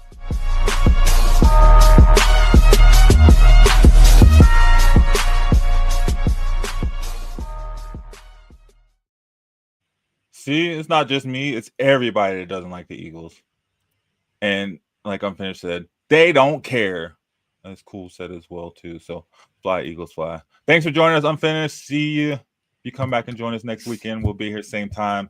Saturday mornings, 9:30 a.m. Denver time on Shady Sports Network, coming in right after Around the Indoor Football World, which comes on 6:30 every Saturday morning on Shady Sports Network as well.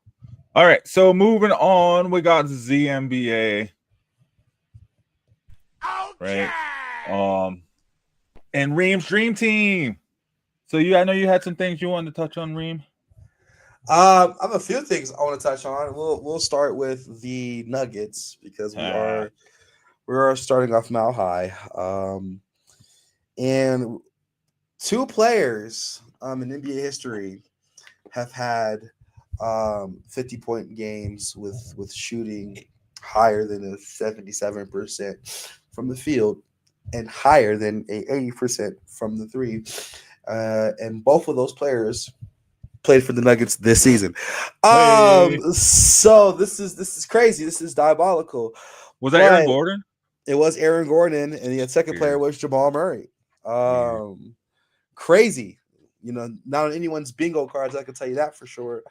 But my point I'm getting to here, though, is the Nuggets have crazy potential. However, there have been struggles with this roster composition in general.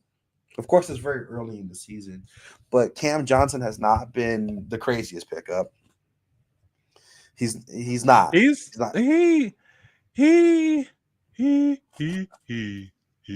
I'm waiting. He's been doing a little bit better these past few games. He hasn't been, obviously, he's not scoring 35 points a night like MPJ is for a crappy team, but he hasn't been a slouch like he was when he first came in. He had to get adjusted. Yeah, I just think that also another thing, we're not even on the Cam Johnson point here. The second point of this situation is Jamal Murray. First off, we're going to get to Cam in a second. I just got so much to say about Jamal Murray. I got so much to say about Jamal Murray. I'm still not buying it, bro. I'm not buying the Jamal Murray hype. Yes, he dropped 50. I love that. I'm pretty sure he dropped the game-winning field goal for that Atlanta Hawk game. I didn't watch the end of the game. I just followed it online, so I couldn't tell you. Pretty sure he did. I know he picked up his assist since the last time we talked, though. No, he's averaging what last time was like around 4.2 or something like that. He's at 6.9 now. So Jamal Murray is going to be the reason that this team doesn't win. What? Jamal Murray could possibly make an All-Star game this year. Well, probably won't. But he's having statistically his best season of his career. Shooting 50% from the field. He's 46% from three. And, I mean, he's averaging 24 points a game. So I think as far as scoring-wise, I think he's doing pretty decent as far as a complimentary teammate to Joker. They've had some injuries, too. Like, we haven't had Aaron Gordon, like 2 weeks, a week at least. Christian Brown's been hurt for, like, the whole month or all November. So we've been playing, Timothy Hardaway, starting with Bruce Brown. We've had Zeke Naji out there a couple of games. I think the lineups have been hurting the Nuggets a lot more than Jamal Murray has been. Here's the thing. My statement is very simple. With a player like Jokic having one of the most historically high PERs, period, we don't have a lot of time to be wasting with this player. No. But who would you bring in aside from Murray to put alongside? Because I feel like he is doing a good enough job shooting this season to play alongside Joker. That's what you need. You just need shooters. Cam Johnson isn't doing a good enough job, but Murray's decent. No, he's not. But I've watched enough. I've watched enough games to know, and just seeing Murray's play style. And like Murray, don't get me wrong. Yes, he is going to get you 24 points, but off of what's his shot diet look like? It's not great. That layup, bro. That little flick up he do, bro.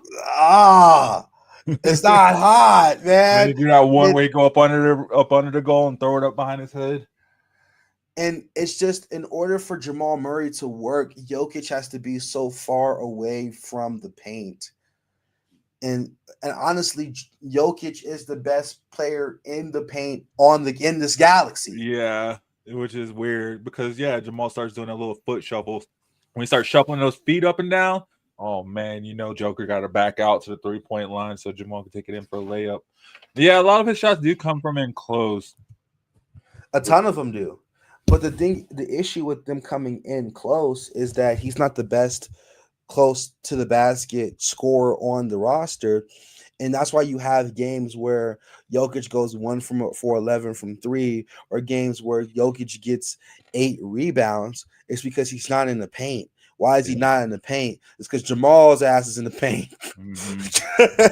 So it's like you're making your generational talent conform around Jamal Murray. That's my issue with Jamal. It's not his shooting. Jamal's actually a very, very reliable shooter.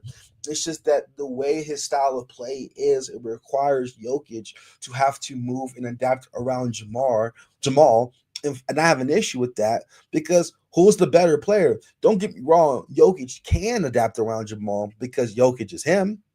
But like if I'm that's the kind of the thing with this particular situation. Mike Malone was not going for that. Malone wasn't going for that. But he was also overplaying Joker too.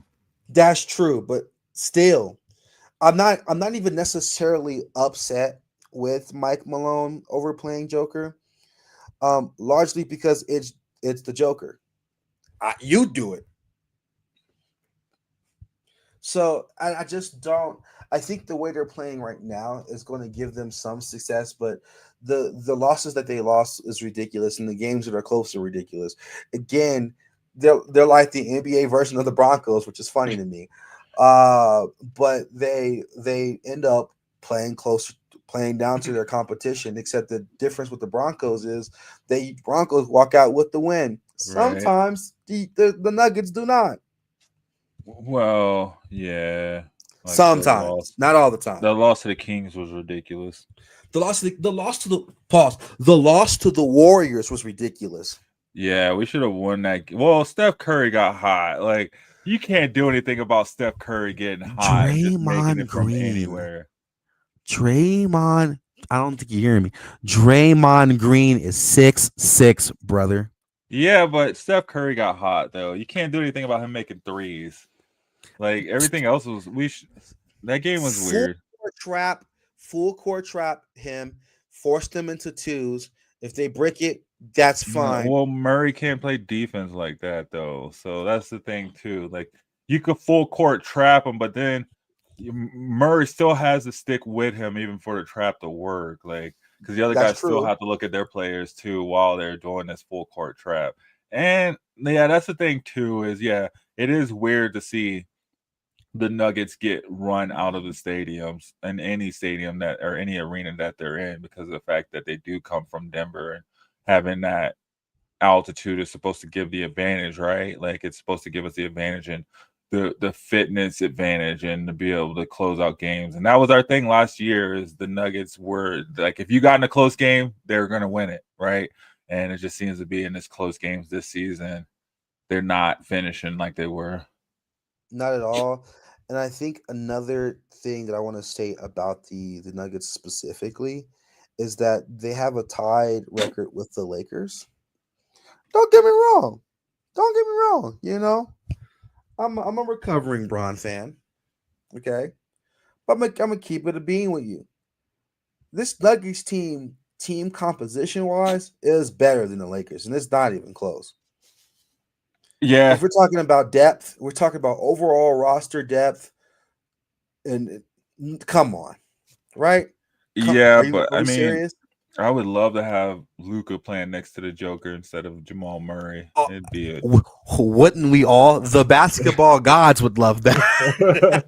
It would just be some poetry in motion right there, just to watch them go back and forth. So, I mean, well, not even without Murray, maybe having him as our 2 and having Murray as our 2 and putting Luka as the 1. But I mean, that's the thing too, though. The Lakers got other world stars and Luka and LeBron. They do, but like Luka and Bron haven't been playing a bunch. It's honestly been the Austin Reeves show. I know, so weird. It's because everybody's like, Austin Reeves ain't finna get 9. He ain't finna do that to me, and then he come out and do it to them. It's like facts. And here's my last thing about the Nuggets, which is again, my last thing. That Dallas Mavericks game, bro. Yeah, that was losing weird. to I didn't watch that Dallas. game. That was a crazy loss. 29-20 from Jokic, and we lose. Yeah, well, whenever the Joker gets a lot of points, we tend to lose a lot more than we win. Like when he's scoring over 40 points, it was probably a loss. And to your point, right? And I'm gonna leave it with this. Jamal Murray, like you mentioned, defensively isn't great. Mind you, this man is 6'4". Should he be able to have the defensive tools to be a good defender? Yes. However, Ryan Nembhard, you know what that is? No. Most people don't. You know how tall he is? He's 5'11". This man drops 29, 3, and 10 on Jamal Murray's head, 12 for 14 from the field. Because Jamal can't guard. This man is 5. Right. I'm taller than this man. Yeah. Well, and that's the thing too, is like they don't seem to try to do anything to fix it. I mean, Christian Brown's more of that like defensive spark for us. With him out, it's just like we don't have any of that. We never really had that lockdown prowess. They don't seem to go for like that lockdown defender. They don't want him. Which is probably what you should get is a lockdown defender somewhere to be on this court, a smaller guy that can play, guard almost any position. But it's like they don't want that. That'd be perfect beside Joker. You got somebody that just come in and just lock down any prime ball handler. We're good, but Murray is never going to be that lockdown guy. He is not freezing anybody up with the ball. I don't care how good his offensive night is going. He ain't scaring nobody on the defensive end. Like, facts. This is what it is. And that's kind of why I started with the Cam. Now we're looping back here full circle, and that's why I started with Cam Johnson. Is because that's what y'all got Cam Johnson for. Cam Johnson is known to be y'all's two-way stretch, right? To y'all's 3-and-D guy. However, like all power to him, it's unacceptable in my opinion to have Ryan Nembhard. There's a 2K auto-generated name. Like Ryan Nembhard, don't get me wrong. All these players are in the NBA. They're ballers, but no way you're letting this man drop dang near a 30-point double on you. Like at that point, even switch off. I know the switch happened, and that means he cooked both Jamal and the shooting guard being Cam Johnson. He cooked him too. No, I think it was Tim Brown. No, the starting shooting or Tim guard Hardaway. For that game, the starting shooting guard for that game is Cam Johnson with 36 minutes. Is it? 36 minutes of Cam Johnson. This man drops dang near 30. 12 for 14? Oh, why am I getting the wrong thing? 12 for 14, my guy. It was crazy. It's 12 for 14, 4 for 5 from 3, which means he only missed 1 3-shot, 1 2-shot. The rest was buckets. This man was giving you buckets. Hey, man, sometimes players just get hot too. Buckets. You just gotta let them cook when they cooking. And that's the issue. As far as like defensive schemes go, they have to figure out their rotation. I do agree that Christian Brown, with him being as athletic and as agile as he is a wonderful defender because of that. Mm-hmm. But there has to he be just has that rotation. spunk too. He has that energy to him. And I think we're seeing that Cam Johnson, as good as a defender as he's known to be, he isn't meant to be your main defender on the court. Is what we're learning. We don't have one that's meant to be our main defender. And that's a problem. But nonetheless, you still got Jokic. You could put Jokic with me, you, and Static on the court, and we'll get at least 30 wins. Probably. I'd say like 55. So like I said, man, this is the Nuggets got some things to work out. I feel like they can win it this year. They should win it this year. There's no reason why they don't. But if they don't win it this year, is that defense is not great, and Jamal Murray is not holding it down. Of course, he's a decent scorer, but what you have to do in order to keep Jamal Murray value-wise, as far as what Jamal Murray can produce, you're sacrificing a lot, and that's not a good fit. It's not a good fit. Yeah. And that's the thing. I don't know. That's why I think we need like a a more experienced coach. That's where a more experienced coach could come in and have say in. But I mean, David Adelman and Murray, they kind of grew together too in their career, Murray's career. So that's a whole thing. I don't know. It's just I don't know. But it is frustrating. I feel like the consistency has at least been there for Murray this year. It has been more this year than it has in previous years. I'll give him that. But watching what his efficiency costs for the team is making me a little bit worried for the Nuggets, especially because we do have these glaring situations that you guys are running into. Mm-hmm. Mm-hmm. But anyways, my next question for you is OKC. Is this sustainable? Man, it looks like it is. They are making it look as easy as it could look, quite honestly. Whenever I watch their games, it's just like, man, like I don't see how who can beat them. Like teams just seem like they just forget how to play basketball when they play OKC for some reason, man. Like they are making it look as easy as it can look to go on a win streak like this right now. I think this might be a hot take. I'm going to be honest. They have not been playing good teams. You said they have played good teams. Hold on, where's the schedule, man? Let's talk about it. They beat the Warriors by 10 points.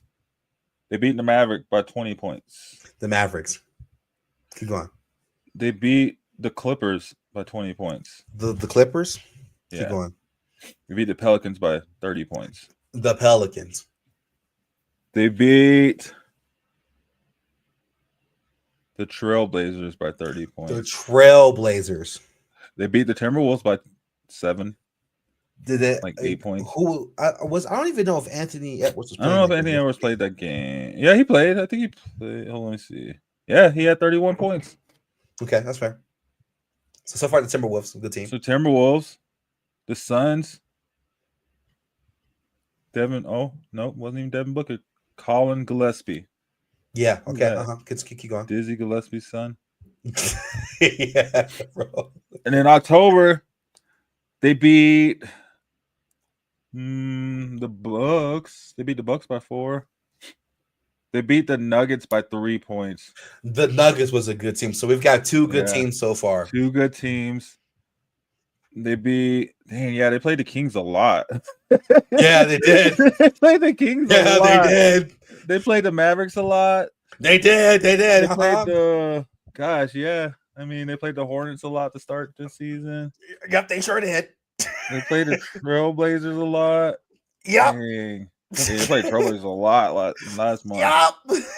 And they played the Clippers a lot. They played the Thunder coming up. So they got the Timberwolves. They got the Timberwolves this month. The Spurs. That could be challenging. Although is Wemby back? Good question. They played the Lakers with no Bron. Yeah. Yep. Well, then we got January. They're gonna play the Warriors again. They'll play the Cavaliers. Okay, yeah. And the Timberwolves. They have the Heat. They'll play the Heat. The Heat's a good team. They have not been playing crazy comp. They've played the Trailblazers a billion times, the Kings a billion, the Mavericks. Well, I mean, you can only play who you get, though. I'm just saying, like, don't fall for the hype, bro. Like, this is the Patriots level schedule here. Oh, they dogged the Lakers. They did. They beat y'all by like 30 points. They did. Luke only had 19. They're just overwhelmed teams, I think is what it is, because this is the thing, right? You're playing OKC and you're like, oh, yeah, like, we can stick with you guys. You guys are good. And then next thing you know, you got like 5 fouls already from SGA. And it's the second quarter, and you're like, what the hell? Like, man, it's dumb. I don't even want to play this game no more. Like, what do you do? And then you start backing off, right? Because you don't want to get the fouls. And then Chet Holmgren comes in, and he's hitting threes now because teams are backing off because you don't want to touch them. And it's just the whole thing. And they're a pretty big team, too. Like, they're pretty tall. They are 6'6" point guard. It is crazy Yeah. to see the rise that SGA has had. It's Like, not crazy I mean, for me. granted, who was he training under? He was training with Chris Paul. Christopher Emmanuel, bro. Yeah, it's just wild though. Like, of all teams, for him to have this rise at to be OKC. I'll tell you now, I've been an SGA fan since Kentucky, bro. Dang. Anyone in Kentucky? That's why he's garbage. Whoa, crazy. I've been huge on SGA, but I've been in the trenches. No one wanted to believe me. Who? Who? That's what I'm saying. It was the most unexpected rise, right? He was a lost thought when they traded him over to OKC. He was just an add-on piece, right? They didn't think he was gonna come in and take over. This dude basically turned into the new Kobe. He did. He reminds me of Kobe Bryant. He got like them fat lips, like Kobe. Kind of sound like him. Yeah, whatever you say, it's a good thing.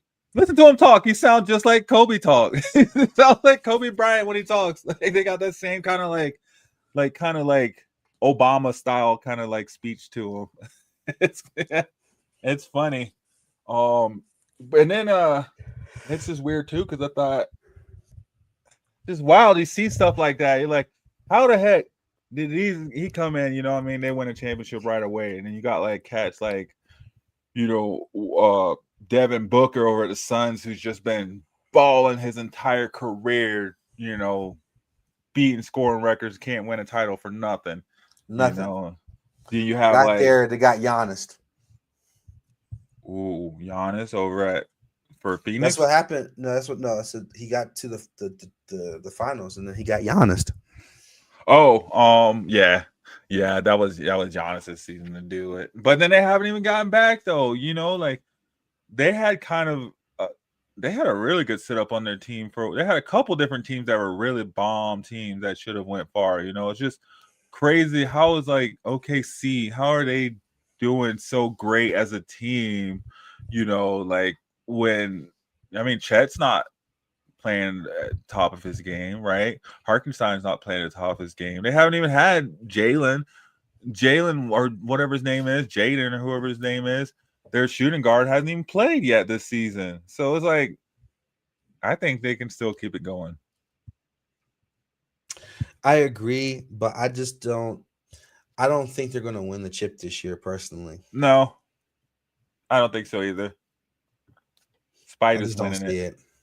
Spider and the Cavs. What? Yeah, bro. I want to go buy me some Spiders. I'm gonna clip this. I'm gonna clip this when they get second round exited. Oh man, second round. That's dirty right there to say. Second round exit, bro. No. They are going. Bro, it's Donovan Mitchell at point and at the 2, and it's Evan Mobley at the 4 and 5. That's all they need. That's all they need. Like when Kyrie was playing all the positions. These are clones. What are we doing, man? All right. Speaking of Giannis, you think Giannis gonna leave? Yeah, I think he's gonna leave. Here's why. That Bucks team is garbage. Like, in times past, he had pieces around him. You know, he had Game or he had Case. What's his name? Middleton. Even though I'm not really at his high prime. on Middleton. At his prime, Middleton was either Kyle Kuzma or Michael Jordan on the court at a given time. Yeah, he was either making 6 threes for you or missing 9. Facts. That's the way it went. But he always they had like really good chemistry though. Dang, he's out for 4 weeks. Yeah, What, a non-contact calf strain? Yeah, he ain't out for no dang. Get out of here. See, he was like, "I'm gonna see what y'all do without me. I'm gonna let y'all see how life feels without me." And I think probably get another check. He's gonna get his answer. He's not gonna like it. He ain't gonna like it. Who's on their team? Miles Turner. Oh, they got his brother, Kuzma. Alex Antetokounmpo. Oh, they got his other brother too. Keep bringing his brothers in. It's like, you got any other brothers we can bring in, man? Come on, we'll pay your whole family. Where's your grandma? We'll put her on the bench. Bro, co-stars, bro. You're just a co-stars. Because he can't leave. His brothers are there, right? They're like, if you leave, we're just gonna cut them, right? You better stay. Cole Anthony. Cole Anthony is their shooting guard. I like Cole Anthony, but ain't he like 4'2"? Yeah, he's not tall. He's not tall. He's not that good. But he's not like he looked really good. He looked good, not even really good. He looked good on a bad Magic team. He's not like it. I don't know. They got Kyle Kuzma. Myles Turner. So at least Giannis don't have to play center. But yeah, their team kind of sucks. Kevin Porter Jr., Gary Trent. Amir Coffey. Who was he with? Cleveland? Didn't he win a championship? Coffey sounds like an NFL player. Andre Jackson Jr., you know who that is? AJ Green, and is a white guy. Question.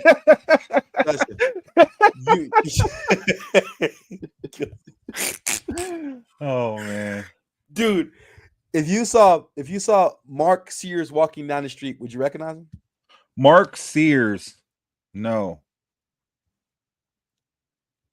not at all. God bless. I feel like if he had his name on a headband, I still wouldn't recognize him. Dude got a big ass forehead. I saw Birdman. Rollins, maybe. I saw the Birdman coming out over on what was it?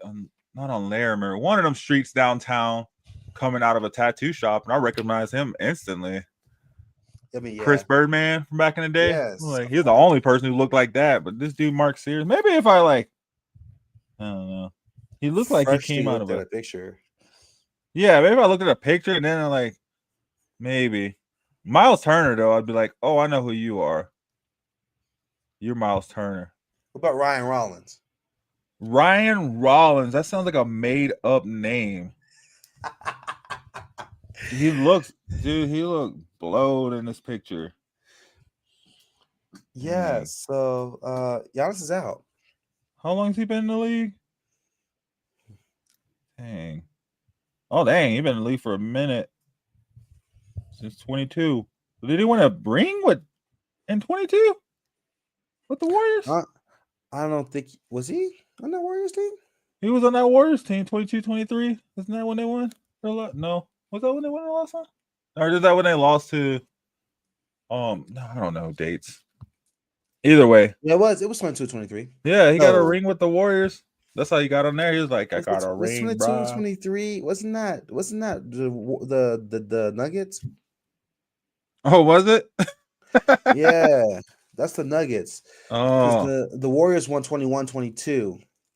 Oh, 2020 is Lakers. 21 is Bucks. 22 is Warriors. 23 is Nuggets. 24 is Celtics, and then 25 is the OKC. So no, he didn't win. Dang. Almost did. He almost won one. Yeah, no, I think Giannis, but where would he go though? There's a you don't want to be considered like chasing a ring. He should just go to San Antonio and play with Wemby and just dominate the league. We're the two biggest dudes. You just play point guard. I'll just play in the paint, and then we'll switch it up, and we'll just dominate everybody. Because San Antonio could totally use another big guy outside of Wemby. And with the amount of shooting guards and point guards they have, what are you going to do? Who are you going to stop? Good question. Only thing that would stop that team is injuries. That was it. The question becomes, who are they going to have to give up in order to get Giannis, though? Oh, no one. Because they're going to want Dylan Harper or Stephon Castle. They can have him.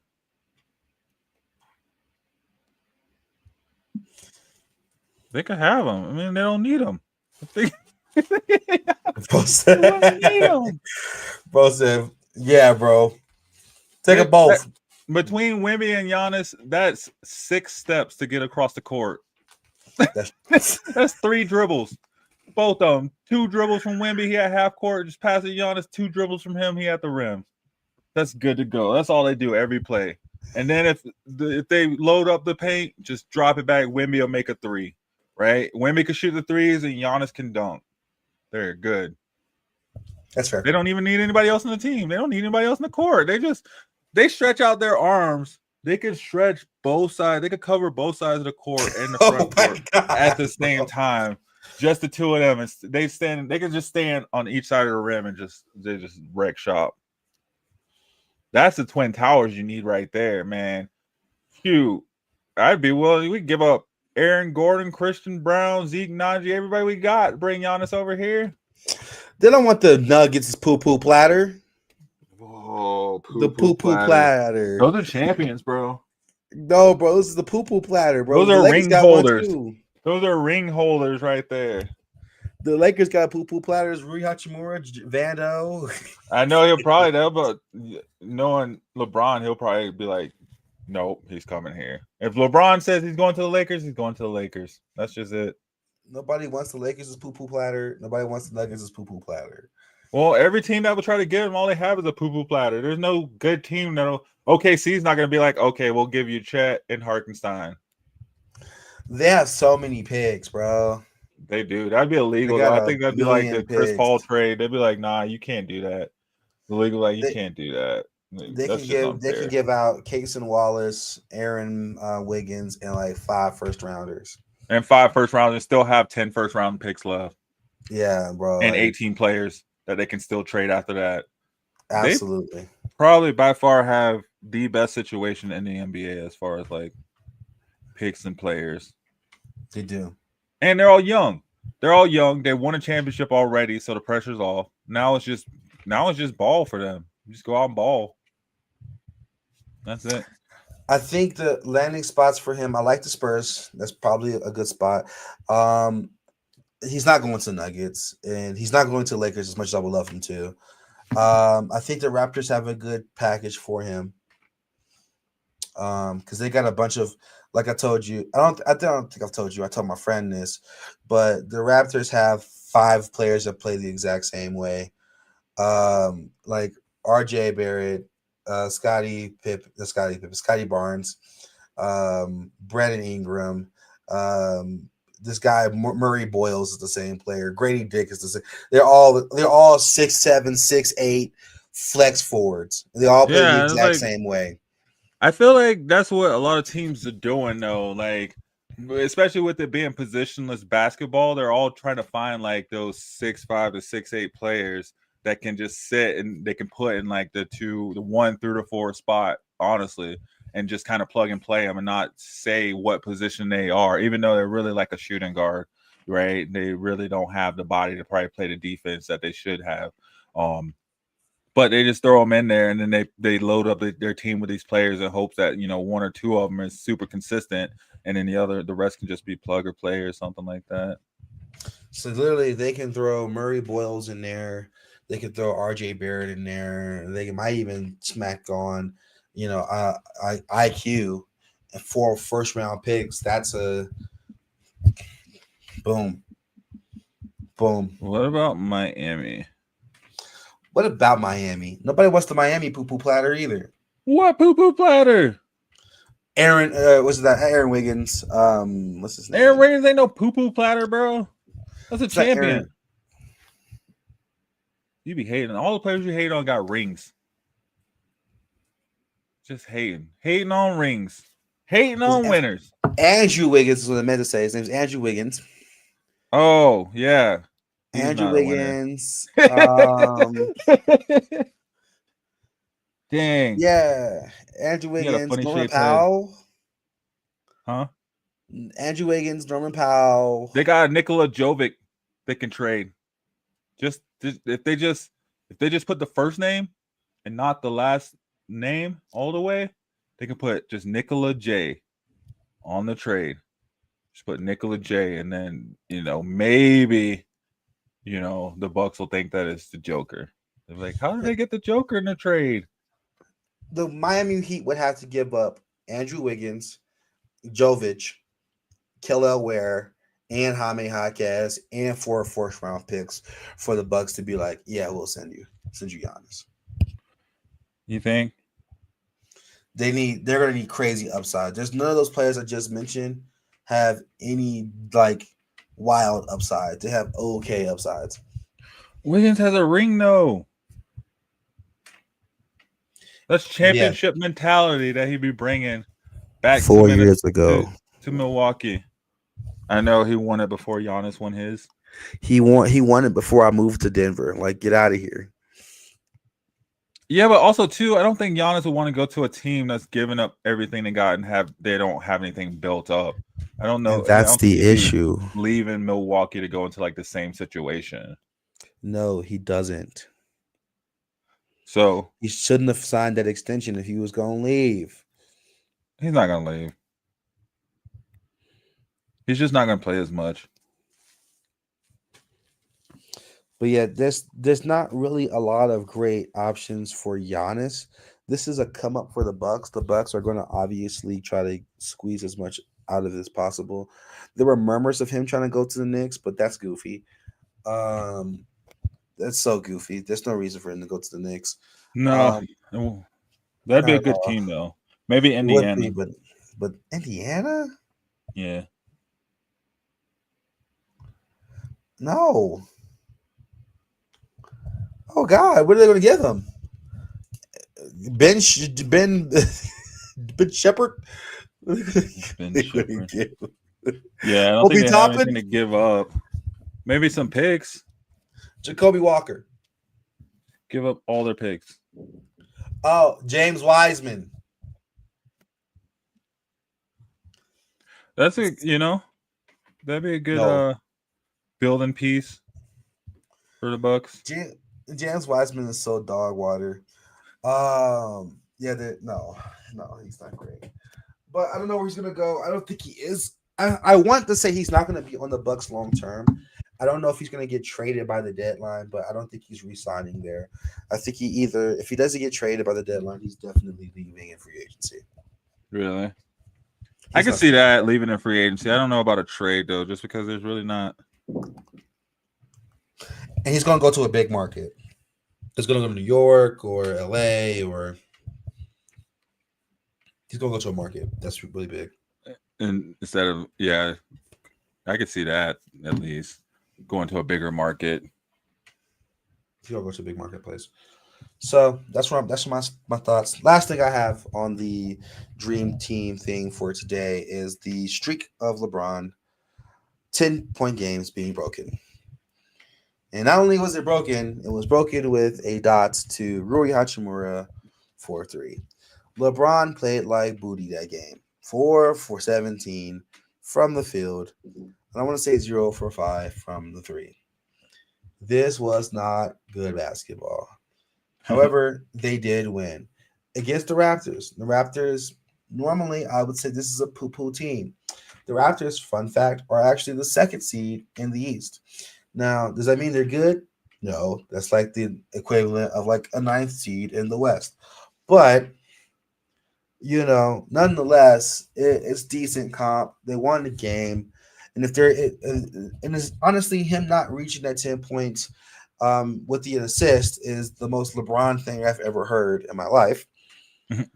However, this really creates a bigger question, which from a Lakers standpoint here, they cannot shoot. No. Austin Reeves at 44 points. Yeah. Rui made his shot, but geez Louise, man. Their shooting struggles is grotesque. Dang. It's not like, my God. It's bad. It's bad. I don't even know I gotta go look up what their shooting percentage is this season. It's not great. It's bad. So now, mind you, they're still the 3rd seed, and this is a close race for 3rd seed because the Nuggets are matching in record, and then the Houston Rockets are only they're 1 loss down, but they're also 1 win down. So the 2 to 4 is pretty much neck to neck, irregardless of their shooting woes, if you will. But when I tell you, man, this Lakers team is they shoot themselves out of these games, in my opinion. Let's see. They're at 50% from the field and 33.7 from 3-point, which is not hot. Hey, they're making half those shots. Chuck them up, make half of them. You're good. So yeah, it's just the Lakers got to get better with the shooting. I think this is a little bit not on brand for JJ Redick's coaching style. He usually does this pace and space offense where he tries to get as many few ball shots up as possible. But man, it's tough out there for Lakers right now as far as shooting is concerned. I do think that they're at best the second seed if they were making shots. There's some games where they were a little bit close, but I think that game against OKC, there's nothing they could do about getting bammed on by the OKC Thunder. See, and that's the thing. I think right now it's just, everybody's just a race for the second seed to not have to play OKC as early in the playoffs, right? I mean, they're pretty much running away with the first seed. Yeah, it's not even close. Yeah. It's it'll take a lot. I mean, there's a lot of season left too. So a lot can change between now and then, but for the most part, like it's just really the fight for the second seed. And LeBron is shooting 25.9% from 3. That is nasty. Well, I mean, nasty. How many threes has he taken though? A ton. Because if he's only taking like 6 and he, No. A ton. Let me tell you. Let me go back. Yeah. He's trying to shoot lights out. He's attempting dang near 5 threes a game. Dang. That is a lot. Yeah, it's not hot. Yeah. So 5 threes a game, and he's making maybe what one every game. He's shooting 1 for 5 typically. That's yikes. Yeah. So also another thing that I want to mention, that's my last thing on the Lakers, is I don't know why the heck Lakers fans and people were talking about Marcus Smart like he was going to do something magical. Man, Marcus Smart's been so mid, bro. Oh my God. Like, get out of here, dude. Marcus Smart. All right, bro. So yeah. Marcus Smart's been mid. Also, Luka's attempting 10.7 threes a game, which is crazy. That's a lot of shooting. How many threes is Reeves attempting a game? Reeves. Let me go pull him up. Austin, not from Boston. Let's see. Austin Reeves is attempting a whopping 7.8 threes a game, and he's shooting a whopping 37.2%. So not too bad. None of them are hitting threes. Yeah, man. Because Luka's shooting 35%. So dang. Off 10. So he's getting 3 for 10. 4 for 11. So for me, for 4 for 12 almost. I mean, that's about where most people are with threes. But 37 is the league average. I think 36 is league average. Better than Cam. Yes, I mean, yeah, for sure. Yeah. But Rui Hachimura is shooting 46.5 from 3. Oh, nice. Was he only taking like 4 threes? Exactly that. He's like, yep. You hit that right on the nose. 4.1, brother. He's like, shoot. That's all I need. Hachimura is a decent shooter, though, for his size, though. I feel like he has a pretty good range to him. He's by far and large the best shooter on this team right now. Outside of maybe Jake LaRavia, that was a random pickup. Oh, man. That's super random. Never mind. 33.8 from Jake LaRavia. Pack it up. 33.8? 33.8. Pack it up. Yeah, pack it up. So yeah, the Lakers are in a weird spot. They're in a different spot than the Nuggets, But like I can see why they're equivalent as far as record is concerned, because though they're having different struggles, it's affecting them impact wise similarly. Yeah, and then you just have OKC running away with it against bums though. Nothing's affecting them. Their whole season's going to be against bums though. For some reason, they have one of the easiest schedules. A pretty simple schedule. So they're the Patriots of the NBA, bro. Huh? They're the Patriots of the NBA, bro. Yeah. And then we'll see when the playoffs come. I mean, they beat all the good teams too. Let's see if I can find their OKC has played the weakest schedule in the NBA so far this season. ESPN has OKC ranked last in strength of schedule so far. Their opponent's current win percentage is .379.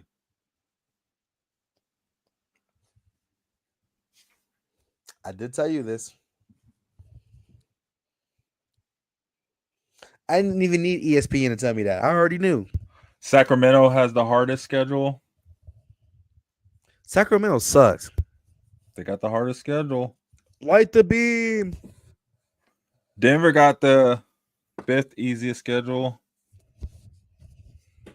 That's the tough. Lakers got the 15th easiest schedule, or 15th hardest schedule, however you want to look at it, out of 30.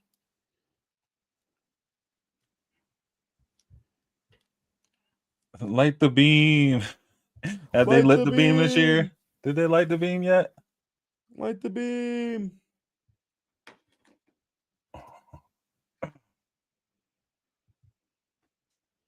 Anyways, oh man, so shoot, what else we got for the NBA? Honestly, I think that's pretty much it. No one cares about cup games. No, not at all. Not yet, at least. Maybe another couple years to keep it going. Yeah, no one cares. LeBron has not been hot. 14 points per game is not great. The players don't even care about the cup games. No, they don't. SGA was confused as hell when they brought it up. They're like, what? Shoot.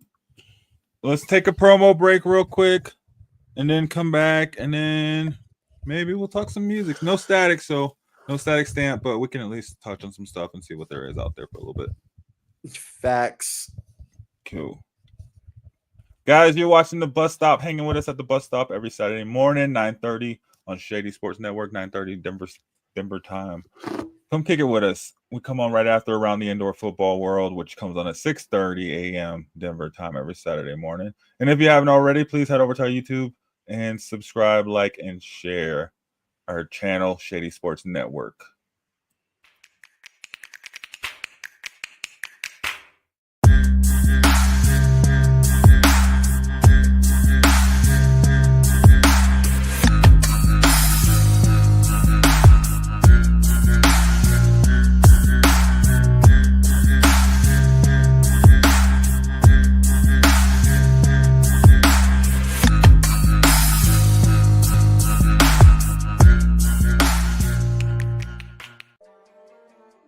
McCain.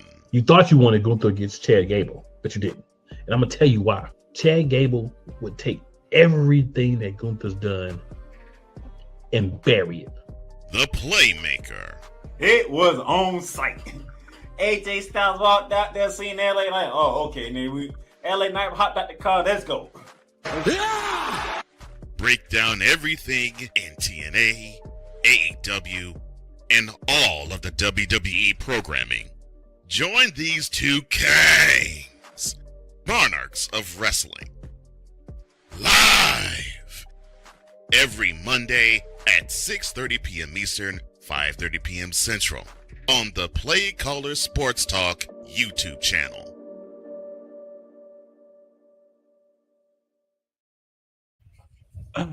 Oh man, I was looking at the new Music Friday list. I didn't get a graphic up, but The Game dropped an album. I saw a comment. I think it was yesterday, the day before. Someone was like, "This is." What did he say? It's like The Game should have left this album where it was, or something like that. Yo, Yo, they were going in on it. said it was quite possibly the worst album they've heard from him. I didn't listen to it yet. I'll check it out and see. But what you listening to? I did my Apple Music. Kendrick Lamar was my most listened to artist. Unfortunately, same for me. I feel like for a lot of people, he definitely pulled that out. Last year, my most listened to was Lil Wayne. So that's a good one. Last year was Kiefer and then Tyler the Creator.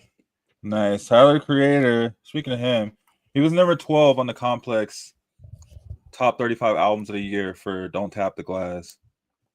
What? And I know you weren't the biggest fan of Don't Tap the Glass. I've been listening to a lot more. Like, I rock with it. I like the beats though for sure. It's not a bad album. It's just not good. It's just not good. It's like it was just thrown together. And he said that. He specifically said that. Yeah, it felt like it. JID God Does Like Ugly was number 5 on their list. I thought that was pretty good. Yeah, I like JID. That came in clutch. But Clips was number 2. Let God Sort Them Out. And I was like, I guess I could see that just because of the fact that they probably dropped the best album of older artists, right? In my eyes. I think as far as like an album where you're like, oh gosh, I wish these people would drop an album, you know what I mean? Like after like 10 years or whatever, not dropping an album. Their album was the best that came. Like who was it? Oh gosh, I can't think of the other. Who's the other group that just dropped an album? Infinite. Who dropped Infinite? Oh, You losing me here, buddy. let me see. Infinite. Let me see. Mobb Deep. Mobb Deep just dropped an album, right? Yeah, like Mobb Deep dropped. So that's what I'm saying. Like for older artists that haven't dropped an album, I think Clips probably have the best album, and then they had some good collabs too, right? Like they had that one track with Kendrick. Pharrell produced a couple of tracks, so it dropped right after his like Lego movie documentary came out. So there's a lot that came around when that album dropped. I felt like that kept it super relevant compared to what was nowadays. Oh. Dang, my friend just lost his dog. You said he lost his dog? Yeah. Rest in peace. I had to put his dog down yesterday, and I was always sad with animals, man. Like, God bless. No, but yeah, I'd be interested to go through and look at that Complex list in whole and see who else they had on. I was trying to pull it up. I couldn't really pull up the top 30. Oh, here we go. Top 35. Young Thug was 35 with Scooty. Is that how you say it? Who? Young Thug. You don't listen to Young Thug? The second name. Oh. Woody Scooty? Ooey Scooty? Is that how you say it? SCUTI Scooty? Ooey Scooty! I'm afraid of that, bro. I'm afraid of that one. Hey. I don't know. I gotta hear it. I gotta hear somebody say it. Yeah, I don't know any of these other. Big X the Plug was 32. I hope you're happy. Lil Tecca. Dang, this list is just so wild. De La Soul. I didn't know they dropped an album. Freddie Gibbs and the Alchemist. Alfredo too. Alfredo. I don't really listen to Freddie Gibbs, but you like Alfredo? No, I haven't heard it. Yeah, I didn't hear Alfredo. I didn't even know he dropped an album. Danny Brown Stardust was 25. I've been listening to that one. Brown made music still. Yeah, I wasn't the biggest fan of it. It's a bit random. Wale was 24. Aha. You know how I feel about Wale. Hey, that album go hard, bruh. I didn't think I listened to the whole thing yet. Baby Chief Do It. This dude looks like he's like 10. He's 17 years old. Gosh. Larry June. Alchemist had a great year. But he did. Alchemist is cool. Like, his beats is fine. His beats all right. Yeah, I don't know. Chance the Rapper, number 15. Starline. That's a fair placement. Chance gonna stay him. He gonna stay on the list. Tell you what. Yeah, it's just crazy with Tyler is at number 12. Central C.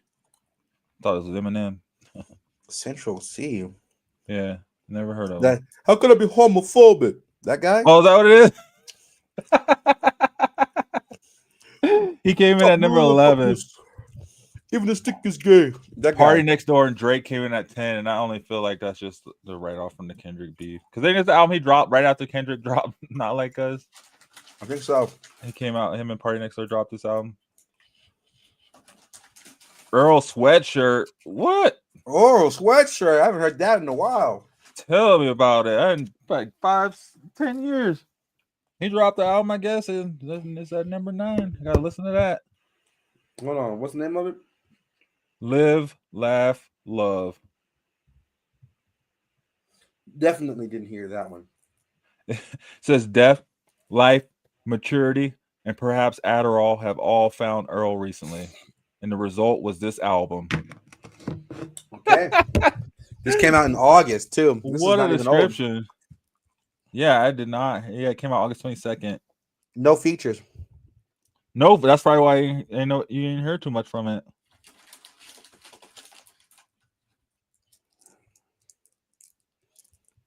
No features is wild.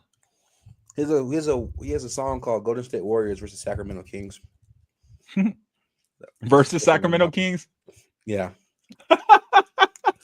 GSW versus SAC. They were like, yeah, I'm not. Metro Boomin was number 7. Metro Boomin wants some more. Yeah. Young Boy was number 4, NBA. Massa. That's a crazy album name. We're gonna move on. I watched this video this morning. It was like NLE Choppa without the music. I'm gonna send it over to you if I can find it. It's just him just dancing. Like, no music behind it. It's just so ridiculous. All right, Jim Legacy, Black British music. Yeah, British rap definitely took over kind of this year. UK. Yeah, who? I can't even do a British accent. Playboy Cardi was number 1. Wow. I didn't listen to that album at all. Oh, is he beefing with Wiz Khalifa? Oh, he was. I don't know. I didn't even know he had an album this year. I didn't either. That's what I'm saying. He's what? I think Complex just made this list up. I Am Music. It was this year. Yeah. Wow. They just I just feel like albums are just going downhill. You just don't see albums like you used to. No. Like mixtapes and stuff like that. Like, let's see what the mixtapes of the year was.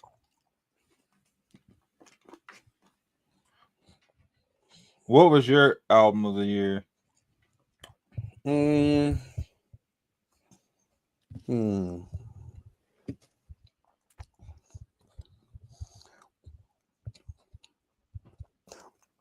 I would probably have to go with Folks by Leon Thomas. Okay. I like that album.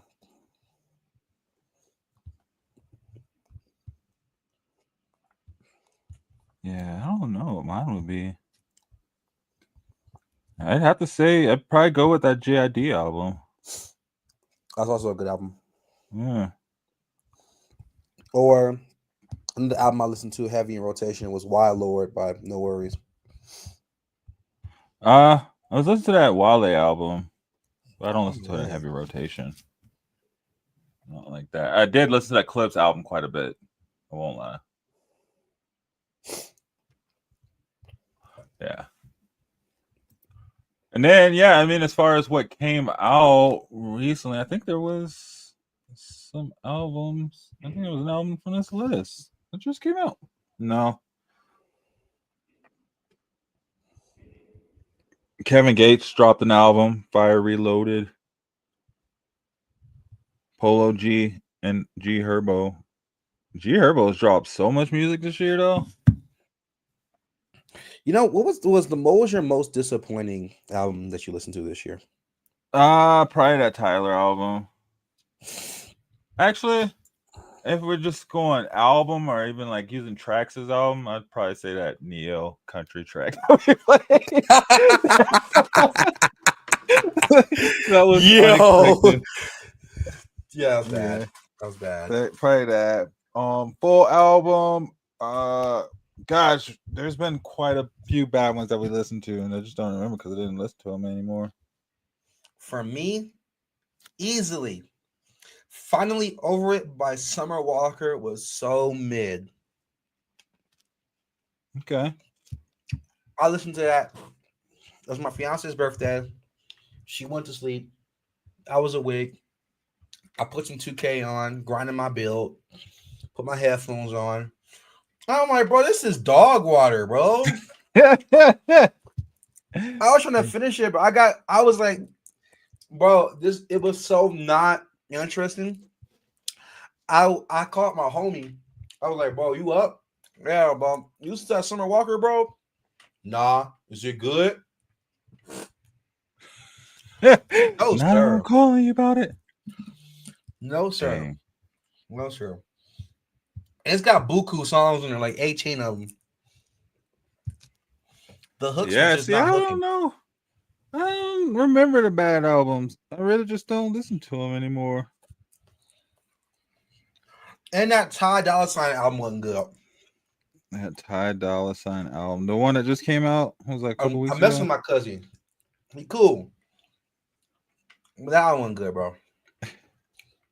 I wish I had his number. Ty Dolla $ign is a very unique rapper. He's not like super famous or super big, but he's always in the mix. Are you talking about I Wish? Too. Yeah.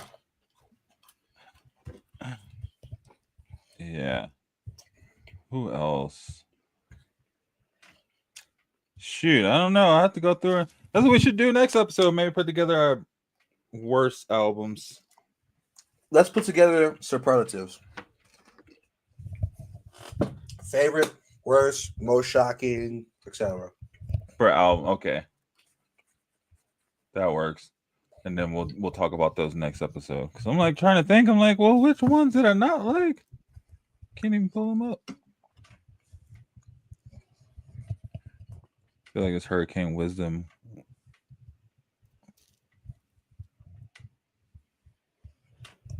Oh, yeah. I just found out about him. My nephew put me on to him. Hurricane Wisdom. Have you heard of him? No, sir. Yeah, he's a young kid. He go hard, though. He got some pretty cool beats. I was like, okay. I think he like 17 as well. All right. I don't think I have much else. But we have music. We went through our picks in NFL, talked some NFL. Went over to NBA, talked LeBron, talked Joker and the Nuggets, talked Giannis. That was a big one. Of course, in the NFL, we talked Shedeur. With Judy. Shedeur versus Judy. See what happens in that tomorrow. It's gonna be interesting to see if that has an effect on the game tomorrow. Because that'd be wild to see if they do lose because like Jerry Judy and Shedeur Sanders have a beef. He's like, I'm not catching it. But he probably won't even get the ball thrown his way. So I I thought it was a pretty good show, man. We went through some stuff. We'll come back and see how our picks did next week, guys. Come join us back next week. Look back and see. We'll have another week under our belt for the NBA, so that's like another 20 games per team. They play like some back-to-back or some back. Their schedule's so weird. It is. It's all over the place. But no, it was a good show. All in all, I thought it was great. Next week we'll have Static back on with us, so we'll be going more in depth with the music. Other than that, I mean, I don't think I got much else. Thanks for watching us today, guys. It was a fun one. Thanks to Unfinished for joining in and chatting up with us for a while. That was really fun. Thanks to Sam coming in unexpectedly. He didn't know he'd be on, but I knew it. And then just the crazy commenters. Other than that, I think it was a good show. You got anything before we get out of here? Nah, man. Shout out Unfinished again. Eagles for the win.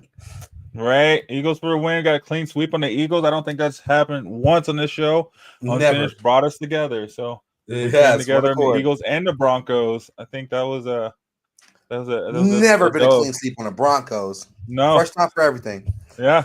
So think there's a tide turning on the show, as one would say. I think that was it. I thank you guys for hanging out with us this Saturday. I hope you guys enjoy the rest of your Saturday and the rest of your weekend.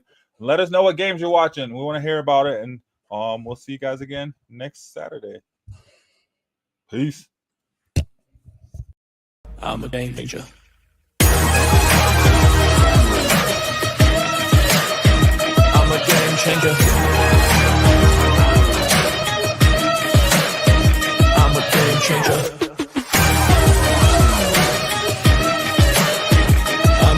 Changer.